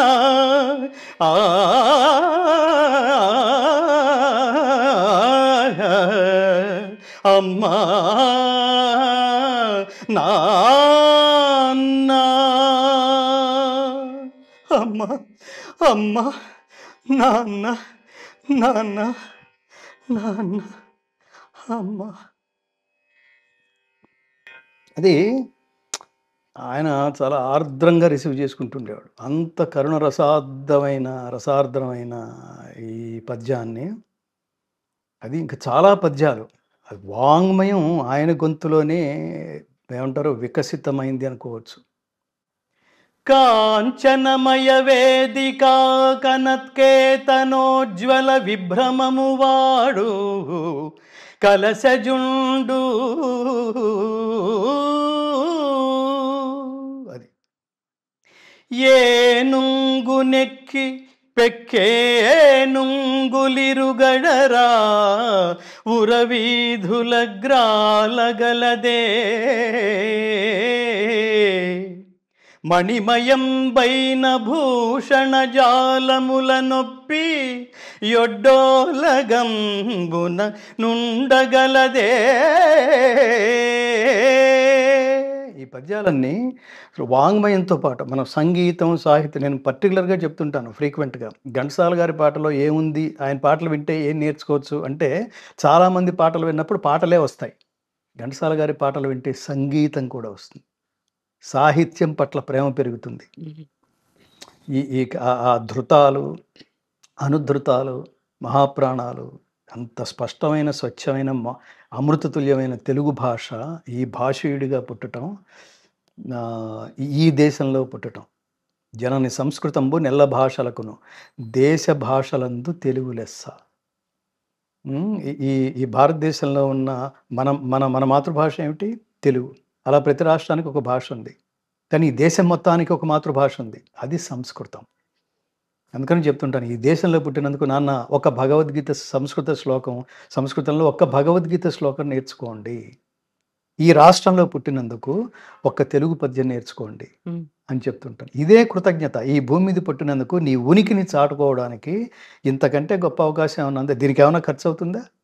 అవకాశం మీకు అనుకోకుండా భగవంతుడే కల్పించారు, భగవద్గీత ఫౌండేషన్ ఏర్పాటు చేయమని. ఈ దిశగా తీసుకొచ్చారు. కాకుంటే మీరు ప్రారంభించినప్పుడు ఒక ఫౌండర్‌గా మీరు కొన్ని లక్ష్యాల్ని పెట్టుకొని ఉంటారు కదా! భగవద్గీత ఫౌండేషన్ దీనికోసం పని చేస్తుంది అనేది. అది ఎంతవరకు మీరు రీచ్ అయ్యారు? చాలా చాలా గొప్ప ప్రశ్న. అది కూడా పరమాత్ముడిదే. యత్కృపాతమహం వందే పరమానంద మాధవం. పరమాత్ముడు అనుగ్రహించినప్పుడు, పరమాత్ముడు అనుకూలించినప్పుడు అన్నీ వాటంతట అవి జరుగుతుంటాయి. ఏ ఏ కాలాల్లో జరగాలో ఆయా కాలాల్లో జరుగుతాయి. నేను ప్రారంభించినప్పుడు లక్ష్యాలే లేవు. అప్పుడున్న లక్ష్యం ఒకటే, సంపూర్ణ భగవద్గీతని ఒక ప్రామాణిక స్థాయిలో, ఘంటసాల గారు వెళ్ళిపోయిన 30 సంవత్సరాలకి ఒక గాయకుడికి దీన్ని సంపూర్ణం చేయాలి, అంతకంటే ఎక్కువ టెక్నాలజీ వాడి ఇది ఇంకా గొప్పగా ఆర్కెస్ట్రేషన్లో, అంత ఘనమైన గొంతు మనకు లేదు. కానీ ఇంత భవిష్యత్తులో ఆయన తర్వాత 30 సంవత్సరాల తర్వాత గంగాధర శాస్త్రి అనేవాడు ఒకడు వచ్చి ఓ థాట్ వచ్చింది. దీని తర్వాత కొన్ని దశాబ్దాల తర్వాత ఇంకెవడికో థాట్ వస్తుంది, మనం కూడా కొత్త టెక్నాలజీలో మనం భగవద్గీత చేయాలి అనుకున్నప్పుడు ఖచ్చితంగా నేను రిఫరెన్స్ అయి తీరాలి, అట్లా ఈ భగవద్గీతను రికార్డ్ చేయాలి అనుకుని 150 మంది టెక్నీషియన్స్, స్కాలర్స్ అవిశ్రాంతంగా 7 సంవత్సరాల పాటు చాలా స్ట్రగుల్స్ ఫేస్ చేసాము. ఈ స్ట్రగుల్స్ అన్నిటినీ పరీక్షలు అనుకున్నాం కవిత గారు. పరీక్షలు ప్రతి స్టేజీ మీరు భగవంతుడు ఆరాలోకి వెళితే జస్ట్ లైక్ దట్ లాగేసుకోడు, అక్కడ కొడతాడు, ప్రతి అడుగున చితక్ కొట్టేస్తాడు. ఇక్కడ ఉంటాడా పోతాడా, అవి పరీక్షలు. ఈ చితక్ కొట్టడాన్ని పరీక్షలు. రామదాసుకి ఊరికనే రాలేదు, జైల్లో వేశాడు. ఇవన్నీ ధర్మ మార్గంలో ఉన్నవాడికి కష్టాలు కూడా సుఖాల్లాగా తోస్తాయి. పర్లేదు, అక్కడ కూర్చున్నా కూడా నువ్వు చితక్ కొట్టేసినా కూడా నేను నీ స్తోత్రమే చేస్తా, నీ కౌగిల్లోనే ఉంటా, నీ పాదాల దగ్గరే ఉంటా. ఎలా అయితే తల్లికి చిరాకు తెప్పించిన బిడ్డ ఎప్పుడు చీరకి కాళ్ళకి అడ్డం పడుతూ వాడు తగులుతుంటే 4 సార్లు ఉండరా, నేను పని చేసుకుంటుంటే పని చేసుకునేవావు అని 4 సార్లు అన్న తర్వాత 5వసారి చిరాకు పడి ఒక్క తోపు తోస్తుంది. వాడేం చేస్తాడు, అంత దూరం వెళ్ళిపడి అమ్మ తోసింది కాబట్టి నేను బయటికి వెళ్ళిపోయిన ఉద్యోగం నేను చూసుకుంటాను అండవు, ఇంకో తల్లిని చూసుకుంటాను అండవు. మళ్ళీ పాక్కుంటూ ఏడ్చుకుంటూనే మళ్ళీ నీ కాళ్ళ దగ్గరికి వస్తాడు. తల్లి ఏమవుతుంది అప్పుడు, రియలైజ్ అయ్యి వాడిని ఎత్తుకుని, ఈసారి వాడిని ఎత్తుకుని వంట చేయటం మొదలెడుతుంది. వాడిని వదిలిపెట్టదు. ఐఎమ్ సారీ రా, ఐఎమ్ సారీ నాన్న జూ అంటుంది. అట్లాగే భక్తుడు కూడా పరమాత్మని, నాన్న నీవే తప్ప ఇతఃపరం బెరుగు మన్నింపదగుందీను నిన్, రావే ఈశ్వర కావవే వరద సంరక్షించు భద్రాత్మక. నువ్వు తప్ప నాకు ఇంకెవరు, నువ్వు తిట్టినా సరే, కొట్టినా సరే, చంపినా సరే నువ్వే నేను, తత్ త్వం అసి, నువ్వే నేను. అది గుర్తుపెట్టుకో. ఒరే నువ్వు తోసినా కూడా నీ దగ్గరే ఉంటాను రై, గుర్తుపెట్టుకో, ఎంత దూరం వెళ్తావో చూస్తాను అని వీడనగలగాలి. పరమాత్ముడికి అది పరీక్ష. నేను చెప్తుంటాను, మనిషి చేస్తే అది కర్మ, అదే పని పరమాత్మ చేస్తే అది కర్మ కాదు, లీల. అదే గోల, ఈ భగవద్గీత అంతా అదే గోల. సో అది అర్థం చేసుకుని ఆచరించడం చిన్న విషయం కాదు. సో ఆ మార్గంలో వెళ్ళినప్పుడు అనేక పరీక్షలు ఎదురై, ఆ పరీక్షల్లో స్వామి నేను వదిలిపెట్టను, ఇదేవాడు కావాలి, ఎంతకాలం చేస్తాంలే అని అనుకున్నా కూడా, అని అనుకుని నేను ఎక్కడ డిస్టర్బ్ అయిపోతానో అన్నట్టుగా పరమాత్మ మళ్ళీ ఒక కంచి పీఠాధిపతినో, మళ్ళీ ఒక శృంగేరి పీఠాధిపతినో వాళ్ళు ఈ ఊరికి వచ్చినప్పుడు నేను కలవటం, వాళ్ళు విని నువ్వు కారణజన్ముడు అయ్యా, మా గురువుగారు అంటుండేవాడు, "నువ్వు కారణ జన్ముడివయ్యా, నువ్వు దీనికోసం పుట్టావు." హ్మ్. నేను అందరికీ ఇదే చెప్తుంటాను. ఇదనే కాదు, మీరు ఏ పని ఎంచుకున్నారో, ఆ పని మీరు చేస్తున్నప్పుడు నేను దీనికోసమే పుట్టాను. ఇదే కర్మ. కర్మ సిద్ధాంతం ఇదే. నేను దీనికోసమే పుట్టాను అనే తాదాత్మ్య భావనతో ఆ పని చేయవలెను. ఫలితం వదిలిపెట్టేయి. అదొస్తుంది 100%. పని చేస్తున్నంత సేపు ఫలితం గురించి ఆలోచించావంటే అది డైవర్షన్ అని అర్థం. డైవర్షన్ అని అర్థం. పరీక్ష రాసే ముందే నేను పాస్ అవుతానో లేదో, చదివినవి వస్తాయో రావో, ఒకవేళ పాస్ కాపోతే మా ఇంట్లో వాళ్ళేమంటారు, వాళ్ళేమంటారు, వీళ్ళేమంటారు, నో నా బతుకు ట్యాంక్ బండే అనుకున్నామనుకోండి. అది కాదు. మీరు బిగినింగ్ స్టెప్ నుంచి మీరు డిసప్పాయింటింగ్ మోడ్‌లో ఆపరేట్ చేసుకుంటున్నారు మిమ్మల్ని మీరు. నో. నేను బీ పాజిటివ్ ఆల్‌వేస్. నేను చదివినవి వస్తాయి. లేకపోతే ఏమవుతుంది? మనం తపస్సు చేస్తే పరమాత్మ ప్రత్యక్షం అవ్వలేదు అంటే దాని అర్థం, పరమాత్మ ప్రత్యక్షమయ్యేంత ఇంటెన్సిటీతో నువ్వు తపస్సు చేయలేదని అర్థం తప్ప, ఒరేయ్ నేను ఒక సంవత్సరం నుంచి తపస్సు చేస్తున్నాను, వాడు ఇంతవరకు ప్రత్యక్షం కాలేదు, వాడు లేడురా అంటాడనుకోండి. ఆ నిర్ణయానికి రాకు. వాడు ఉన్నాడో లేదో ప్రూవ్ చేసుకోవాల్సిన బాధ్యత వాడిది కాదు. నువ్వున్నావో లేదో ప్రూవ్ చేసుకోవాల్సిన బాధ్యత నీది. ఎవరికి ఇ ప్రూవ్ చేసుకోవాలి? పరమాత్మ. ఇదే మాట రాజమౌళి అన్నారు తన సినిమా ఫంక్షన్‌లో కూడా. ఆంజనేయుడిని మా ఆవిడ కావచ్చు, మా నాన్నగారు కావచ్చు పూజిస్తారు. టెక్నికల్ ఎర్రర్స్ వస్తున్నాయి. నిజంగా ఆంజనేయుడు ఉన్నాడో లేడో నాకు తెలియదు అని హ్మ్. ఒక మాట అన్నాడు కదా! హ్మ్. అంటే ఆయన ప్రూవ్ చేసుకొని మళ్ళీ ఆ టెక్నికల్ ఎర్రర్స్ పోగొట్టి ఆ ట్రైలర్‌ని సా సులువుగా, సాఫీగా రిలీజ్ చేసేలా చేయగలిగాడా? ఎవరు ఆంజనేయ స్వామి ప్రూవ్ చేసుకో. హ్మ్. అసలు ఆంజనేయ స్వామిని మీరు ఏమనుకుంటున్నారు? రాజమౌళి కంటే కింద అనుకుంటున్నారా? పెద్ద అనుకుంటున్నారా? సో, అంటే పెద్దవాడు ప్రూవ్ చేసుకుంటాడా? కిందవాడు ప్రూవ్ చేసుకుంటాడా? రెండోది అసలు డిస్కషనే లేదు. రాజమౌళి ఏమన్నాడు? తనకి దేవుడంటే నమ్మకం లేదని అన్నాడా? ఇంకా ఆంజనేయ స్వామి ప్రస్తావన ఎందుకు? ఆయన ఉన్నాడో లేదో వాళ్ళ అమ్మా, నాన్న చూసుకుంటారు. వాళ్ళ నాన్న నమ్ముతున్నాడా? ఆయన చూసుకుంటాడు. ఆయన చెప్తాడు. ఆయన ఇవ్వాల్సిన టైంకి ఇచ్చాడు. అసలు నువ్వు అర్థం చేసుకోవాల్సిందది.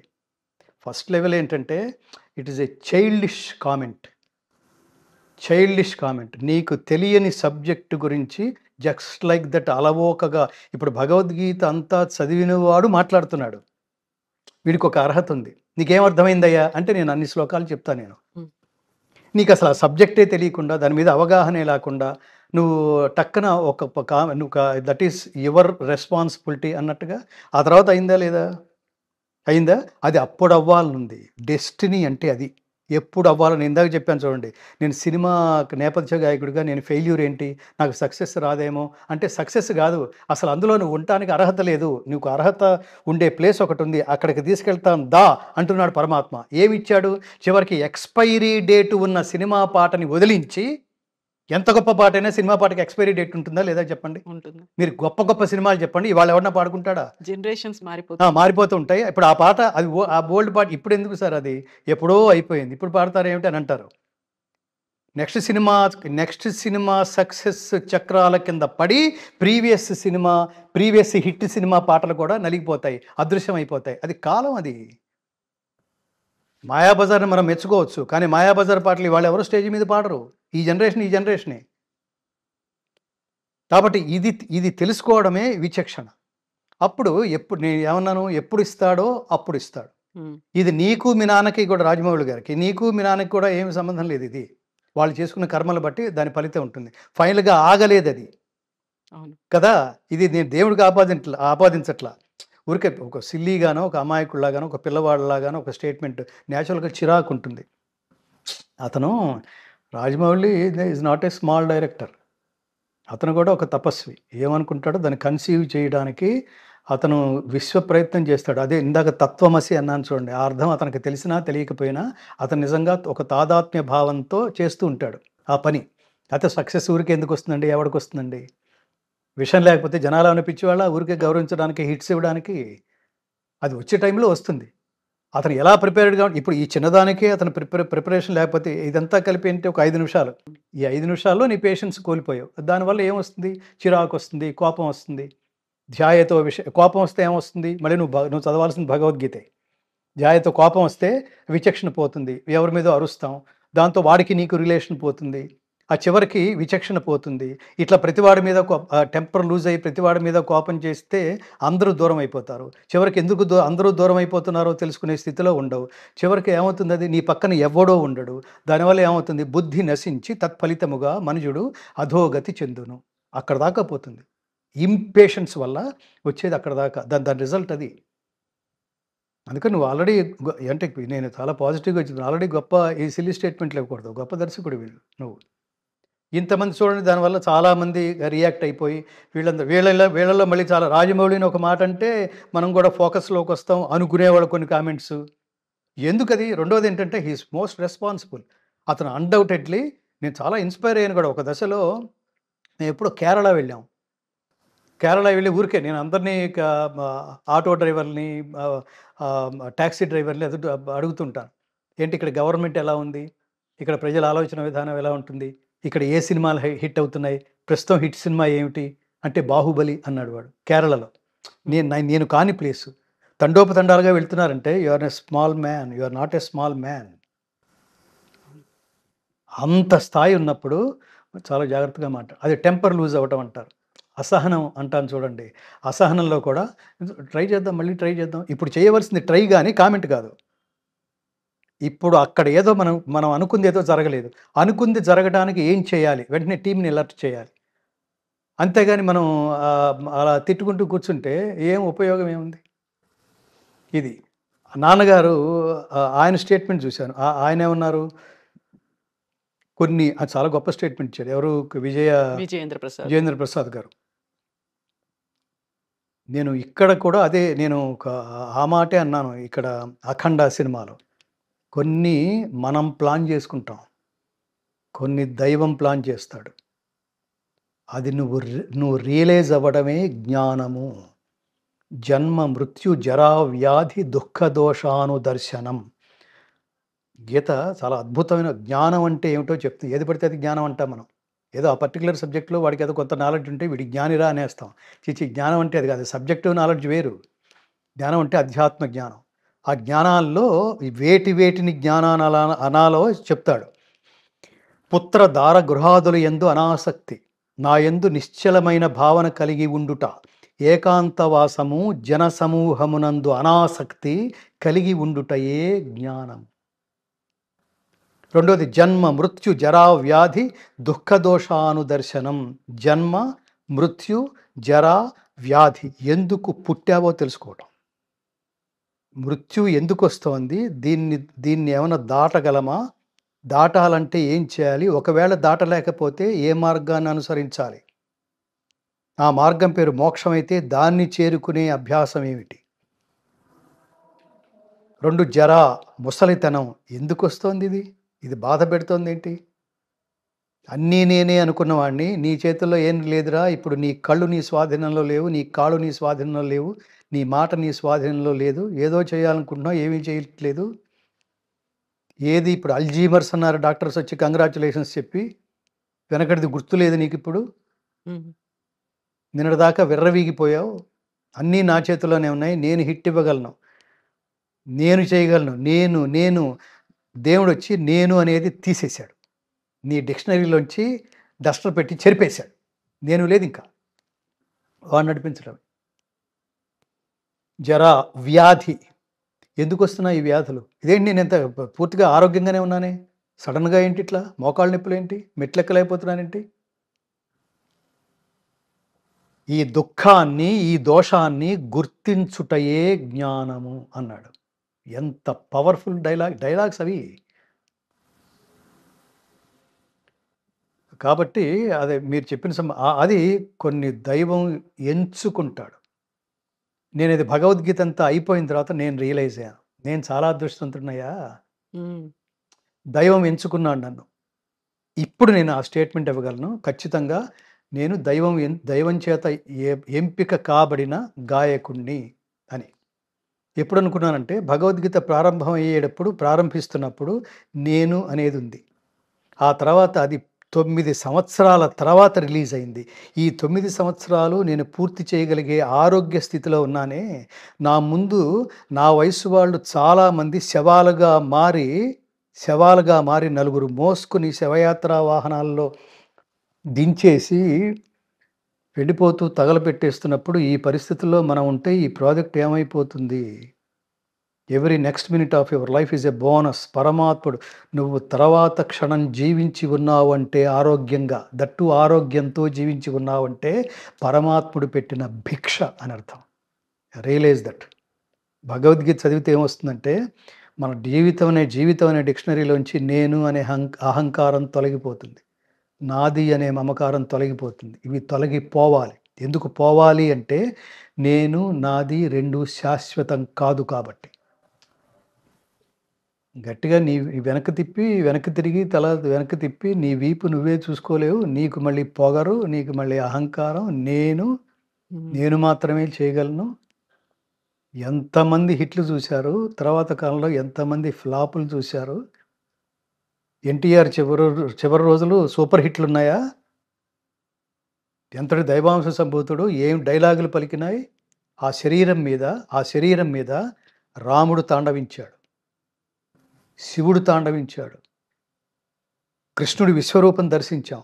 ఆ శరీరం మీద, ఆ ఉపాధి మీద. ఏమైపోయింది చివరికి? ఏది మన చేతుల్లో లేదు. అహంకరించడానికి లేదు. వాడు పెట్టాడు. ఈ క్షణంలో ఈ భిక్ష పెట్టాడు. ఆనందిను అంతే. ఈ క్షణంలో భగవద్గీత నేను ఇంటర్వ్యూలకి వచ్చినప్పుడు కూడా నేనేమనుకుంటానంటే, మన మధ్య జరుగుతున్న ఈ సంవాదం, డైలాగ్ బిట్వీన్ కవిత గారు అండ్ గంగాధర శాస్త్రి, ఇది లోక శ్రేయస్సు కోసం పరమాత్మ ఉపయోగించునుగాక అని ఆయనకి నమస్కారం పెట్టుకుని కూర్చుంటా. నాదేం లేదు. ఇప్పుడు నేను ఇది మాట్లాడుతున్నానంటే, నేను వాళ్ళు నిజంగా చాలా ఒక రకమైన ఆవేశమో, లేకపోతే ఆవాహన చేసుకుని మాట్లాడడమో, ఒక స్ఫూర్తితో నేను స్ఫూర్తి పొంది మాట్లాడడమో, మేబీ అది మీ సంస్కారం కావచ్చు, మీరు అడిగిన ప్రశ్నలు కావచ్చు. ఇంకో ప్రశ్నలు ఉన్నాయనుకోండి, వాటికి తగ్గ సమాధానం ఏదో ఉంటుంది. ఇలా ఉండకపోవచ్చు అది. నేను దాన్ని నమ్ముతాను. అందుకని దండం పెట్టుకుని సరైన వ్యాఖ్యాత్రిని లేదా వ్యాఖ్యాతని ఈ కార్యక్రమానికి పంపించు స్వామి. ఎందుకంటే నాది పర్పస్ఫుల్ లైఫ్. భగవద్గీత చెప్పేది అదే, పర్పస్ ఆఫ్ లైఫ్. అసలు దేనికోసం పుట్టాం, ఎప్పుడు పోతున్నామో తెలియదు. మనం పోయిన తర్వాత నేను ఇందాక చెప్పింది అదే. ఒక పని చేస్తున్నప్పుడు నేను దీనికోసమే పుట్టాననే భావంతో అతను చేయాలి, ఒక కర్మయోగిలాగా.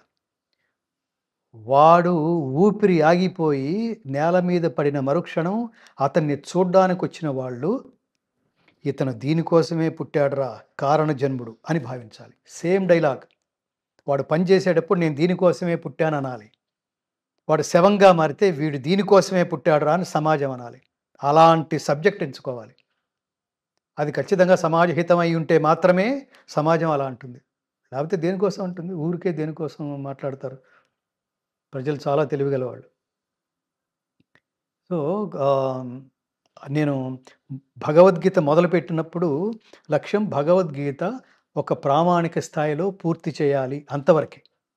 అది వాళ్ళ నెట్‌లో కూడా మేము అతి త్వరలో ఇంకా చాలా పెద్ద ప్రాజెక్ట్ రూపంలో జనాల దగ్గరికి దాన్ని పెన్ డ్రైవ్స్ రూపంలో తీసుకువెళ్ళబోతున్నాం. వీటన్నిటికీ ఏంటంటే, ఇవన్నీ లక్షలు, కోట్లు ఖర్చుతో కూడిన ప్రయాణం కవిత గారు.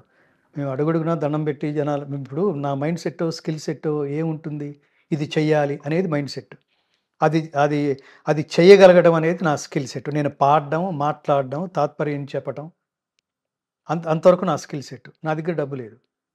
అది ఇంకా వేరే, అది ఎవరో మహానుభావులు పూనుకుని ముందుకొచ్చి ఈ ప్రాజెక్ట్ మాకు వదిలేయండి, ఇది మేము జనాల్లోకి తీసుకువెళ్తాం. మా లక్ష్యం ఏమిటంటే, ఇంటింటా గీతా జ్యోతి ప్రతి ఇంటికి చేరాలి.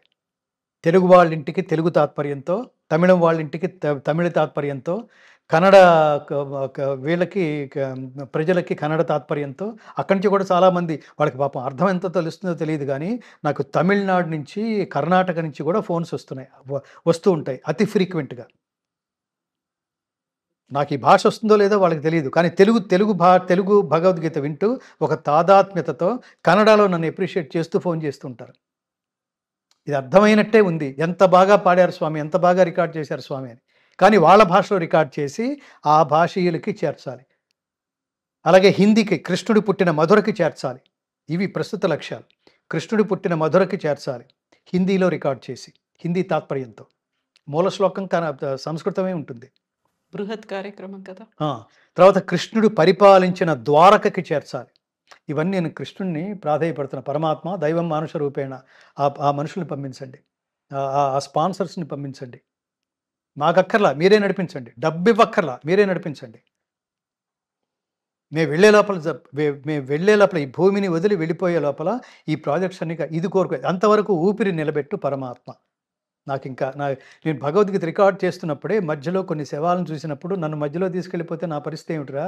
ఇది ఎవరు కంప్లీట్ చేస్తారు? అనే తాదాత్మ్య స్థితికి నేను చేరుకున్నా. బెంగనమాట. నేను మధ్యలో వదిలేసి వెళ్ళిపోతే, పైగా ఇది గాత్రానికి సంబంధించింది. ఇంకోడెవడొచ్చి పాడతాడు. నాలాగా అన్నీ ఎవరు వదిలేస్తారు? ఆస్తి, ఆదాయం మొత్తం వదిలేసి ఇందులోకి దిగాం. ఒక పిచ్చ, ఒక తపస్సు, ఒక పరమ లక్ష్యం. లక్ష్యం అంటే అది స్వార్థం. పరమ లక్ష్యం అంటే లోకానికి సంబంధించింది. లోకానికి ఇది ఇవ్వాలి. స్వార్థరహిత ఉత్తమ సమాజం నిర్మించబడాలి. త్రూ భగవద్గీత వల్లే సాధ్యం అది. భగవద్గీత వల్లే సాధ్యం. Warren Hastings, open hammer, Aldous Huxley, David ఫ్రాలే ఇంతమందిని ఇన్స్పైర్ చేసిన భగవద్గీత మనందరినీ ఇన్స్పైర్ చేయదండి? ప్రతి ఇంటికి చేర్చాలి. ఇవాళ తల్లిదండ్రులకి పిల్లలకి మధ్య గ్యాప్ విపరీతంగా పెరిగిపోయింది. దానివల్ల పిల్లలు వాళ్ళు physically strong, financially strong, but unfortunately mentally they are weak. ఏదన్నా పడలేకపోతున్నారు, దేన్ని తీసుకోలేకపోతున్నారు, కాపురాలు చేయటం లేదు, ఊరికే గొడవలు, ఊరికే డిస్టర్బెన్స్లు, ఊరికే డిపార్ట్ అయిపోవటం, ఊరికే డైవర్సీలు, దేని మీద గౌరవం లేకపోవటం, స్పష్టత లేకపోవటం, పేషెన్స్ లేకపోవడం, చిరాకులు, కోపాలు. నువ్వేంటి, నేను కూడా సంపాదిస్తున్నాను, ఎకనామిక్స్ మాట్లాడతారేంటి, ఫైనాన్స్ మాట్లాడతారేంటి, ఇంకేం అనుబంధాలు లేవా? నీతో నీ అభిప్రాయానికి నేను విభేదించాను, అయితే ఏంటి, అభిప్రాయానికి ఏకీభవించాల్సిన అవసరం ఏం లేదే. పరమాత్ముడు సృష్టి సమానం, కానీ సృష్టిలో ఏది సమానం కాదు. దేనికదే యునీక్. కాబట్టి నీ మనస్తత్వం నా మనస్తత్వం 100% ఎలా కలుస్తుందండి? వైఫ్ అండ్ హస్బెండ్ అయినంత మాత్రాన. నీకు అది నచ్చలేదు అంతే, నాకు ఇది నచ్చింది అంతే, దాన్ని అర్థం చేసుకోవాలి, సైలెంట్ అయిపోవాలి, నచ్చని సెన్సిటివ్ మ్యాటర్స్ జోలికి వెళ్ళకూడదు. ఇది అర్థం చేసుకోవటం. భార్యాభర్తలు దాంపత్యం అంటే అర్థం ఏంటంటే చచ్చేంత వరకు ఒకరికొకరు అర్థం కారు. ఇది స్టేట్మెంట్. అర్థం చేసుకోవడానికి ప్రయత్నించడమే జీవిత ప్రయాణం.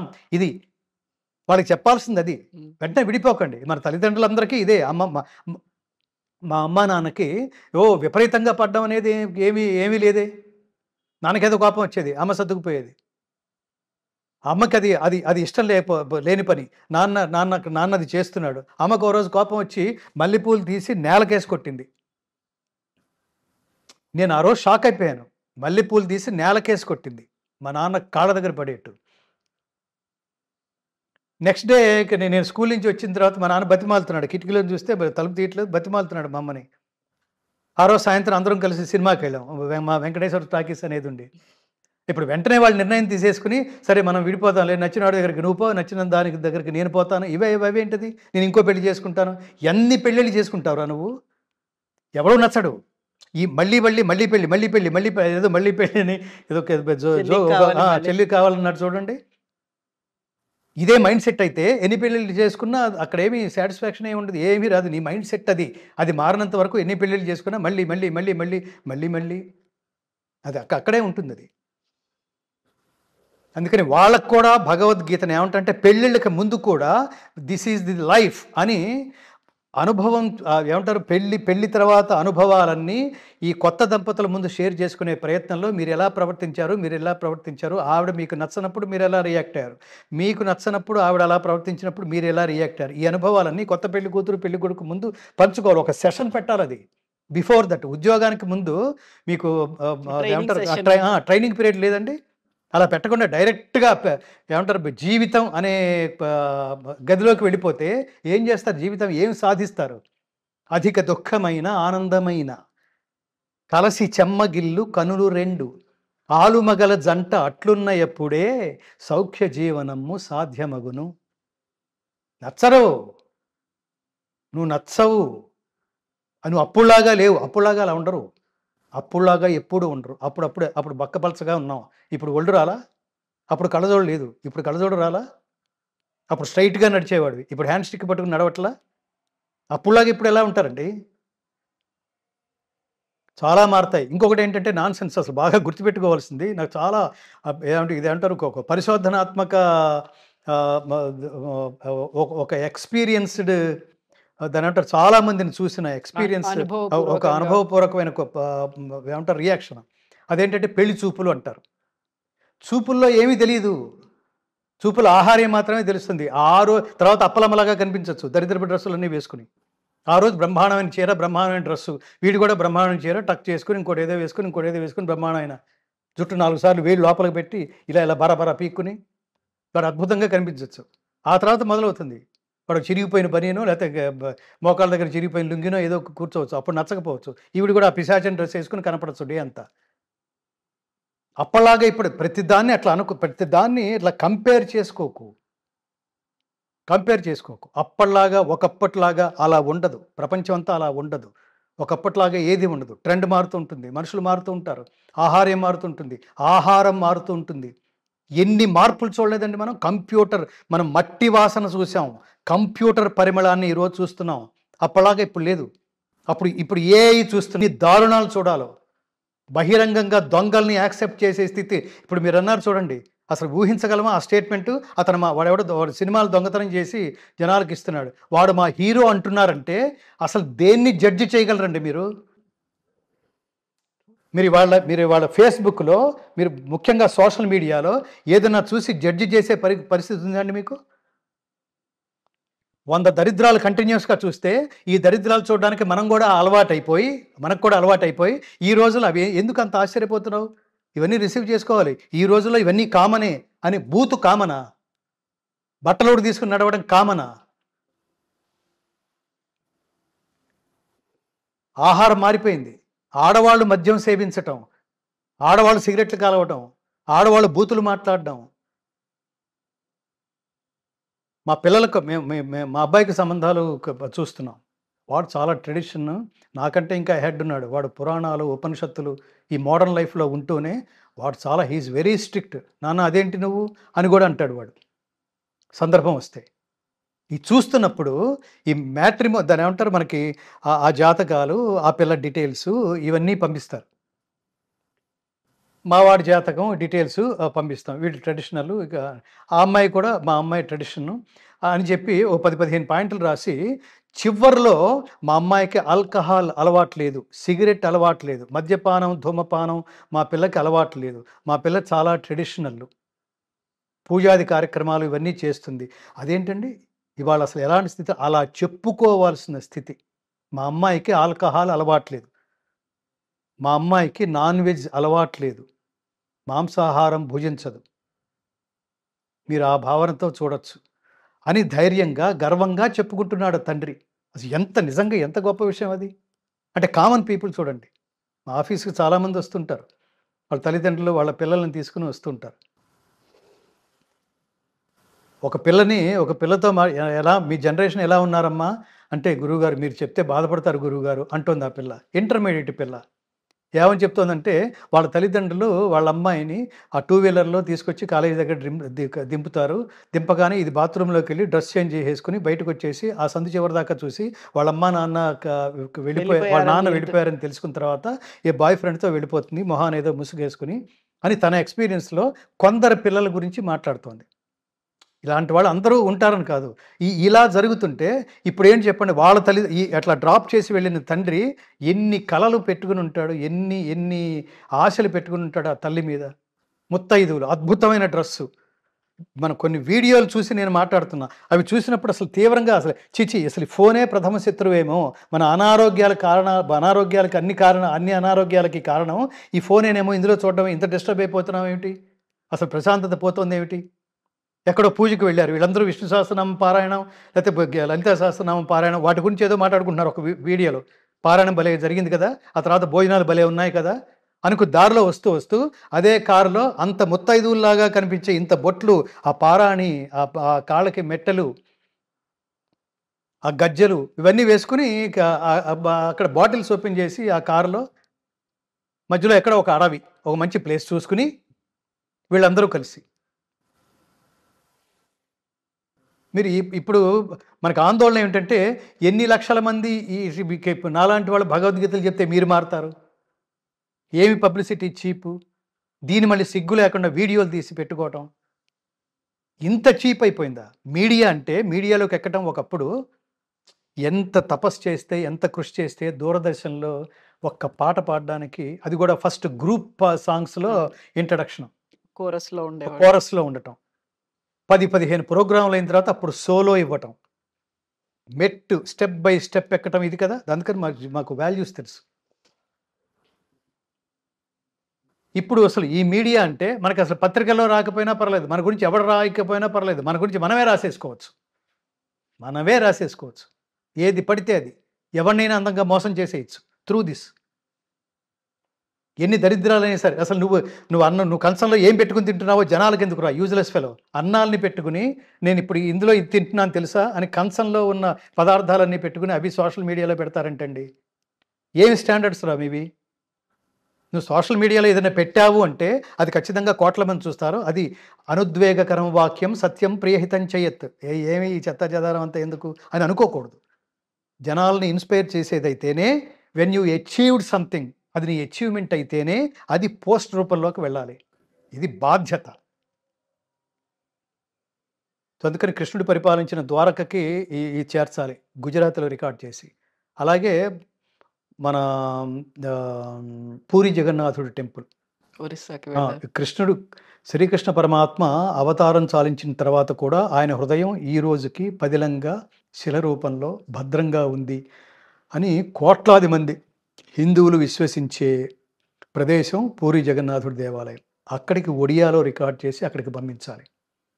అలాగే వీలైనన్ని ప్రపంచ భాషలోకి భారతీయ ఆధ్యాత్మిక తత్వ సారమైన భగవద్గీతని వినాలనుకునే ప్రతి ఒక్క ఇంటికి భగవద్గీతను చేర్చాలి. ఆయా భాషలో రికార్డ్ చేసి. Japanese, English. ఇప్పుడు ప్రస్తుతం ఇంగ్లీషు రికార్డింగ్ పూర్తయింది. దాన్ని ఇంకా అంటే ఫైనల్ స్థితికి తీర్చుకోవడానికి మనకి కొంత ఫండింగ్ అవసరం ఉంది. ఇవన్నీ రికార్డ్ చేసి రాబోయే కాలంలో అది అమెరికా అధ్యక్షుడి చేతుల మీదుగా, అది ఎవరికి రాసిపెట్టిందో తెలియదు, చేతుల మీదుగా దాన్ని విడుదల చేయాలనేది సంకల్పం. ఎవరు సపోర్ట్ చేస్తారో వాళ్ళకి సంబంధించిన డీటెయిల్స్ అన్నీ ఆ ప్రాజెక్ట్ మీద ఉంటాయి. శాశ్వతంగా ఉండిపోయే ప్రాజెక్టు. నేనేమంటానంటే సినిమాలకే స్పాన్సర్స్ చేస్తూ ఉంటారు. అది ఆ కాలానికే పరిమితం. ఇది ఎల్ల కాలాలకి అవసరమైంది. ఎక్స్‌పైరీ డేట్ లేని సబ్జెక్టు. రెండోది భగవద్గీత యూనివర్సిటీ స్థాపనే మన ఫౌండేషన్ ప్రధానమైన లక్ష్యం. సో భగవద్గీత ఫౌండేషన్ ఆఫీస్ కార్యాలయం నుంచి ప్రస్తుతం ఈ రెండిటికి మధ్యలో యూనివర్సిటీ స్థాపనకి ముందు భగవద్గీత స్కూల్ స్కూల్ స్థాపన అన్నది మేము ప్రధానంగా పెట్టుకున్నాం. సో భగవద్గీత పాఠశాల ఒక 5 ఫ్లోర్లు బిల్డింగ్. భగవద్గీత మాకు 4500 గజాలు అట్లీస్ట్ మనకు ఈ పరిసరాల్లో దొరికితే, అంటే జనావాసాలకి దగ్గరగా ఉంటే 10 మంది నేర్చుకోవడానికి ఉంటారు. ఇతర భాషలో రికార్డ్ చేయడానికి ఒక ఫ్లోర్. భగవద్గీత రికార్డింగ్ థియేటర్ ఒకటి, కల్చరల్ సెంటర్ అదొక ఫ్లోర్.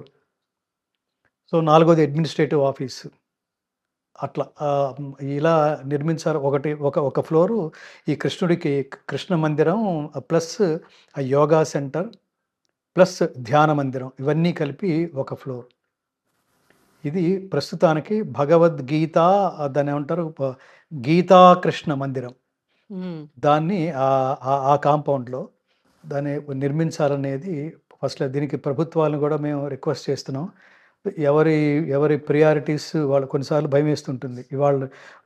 వాళ్ళు దీన్ని గుర్తించేసరికి మనం ఈ భూమి మీద ఉంటామా అని భయం వేస్తుంటుంది. కానీ పరమాత్మ స్వామి నువ్వు చేయించుకో. ఇప్పుడు నేను ఏవైతే లక్ష్యాలు పెట్టానో ఇది వ్యక్తికి సంబంధించింది ఎందుకు అవుతుంది, సమాజానికి సంబంధించింది అవుతుంది. సో అందుకని అది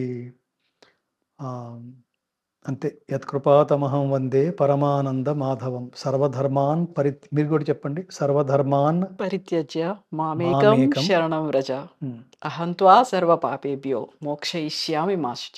బంగారు తల్లి, మీరు కూడా నేను ఇంతకుముందు మీరు చెప్పినట్టు గుర్తు, మీరు కూడా భగవద్గీత చాలా నేర్చుకొని మీ పిల్లలకు కూడా నేర్పిస్తున్నారు అనేది నాకు మీ అందరికీ ఈ ఛానల్ ద్వారా మీకు కూడా ఆదర్శం ఆ తల్లి.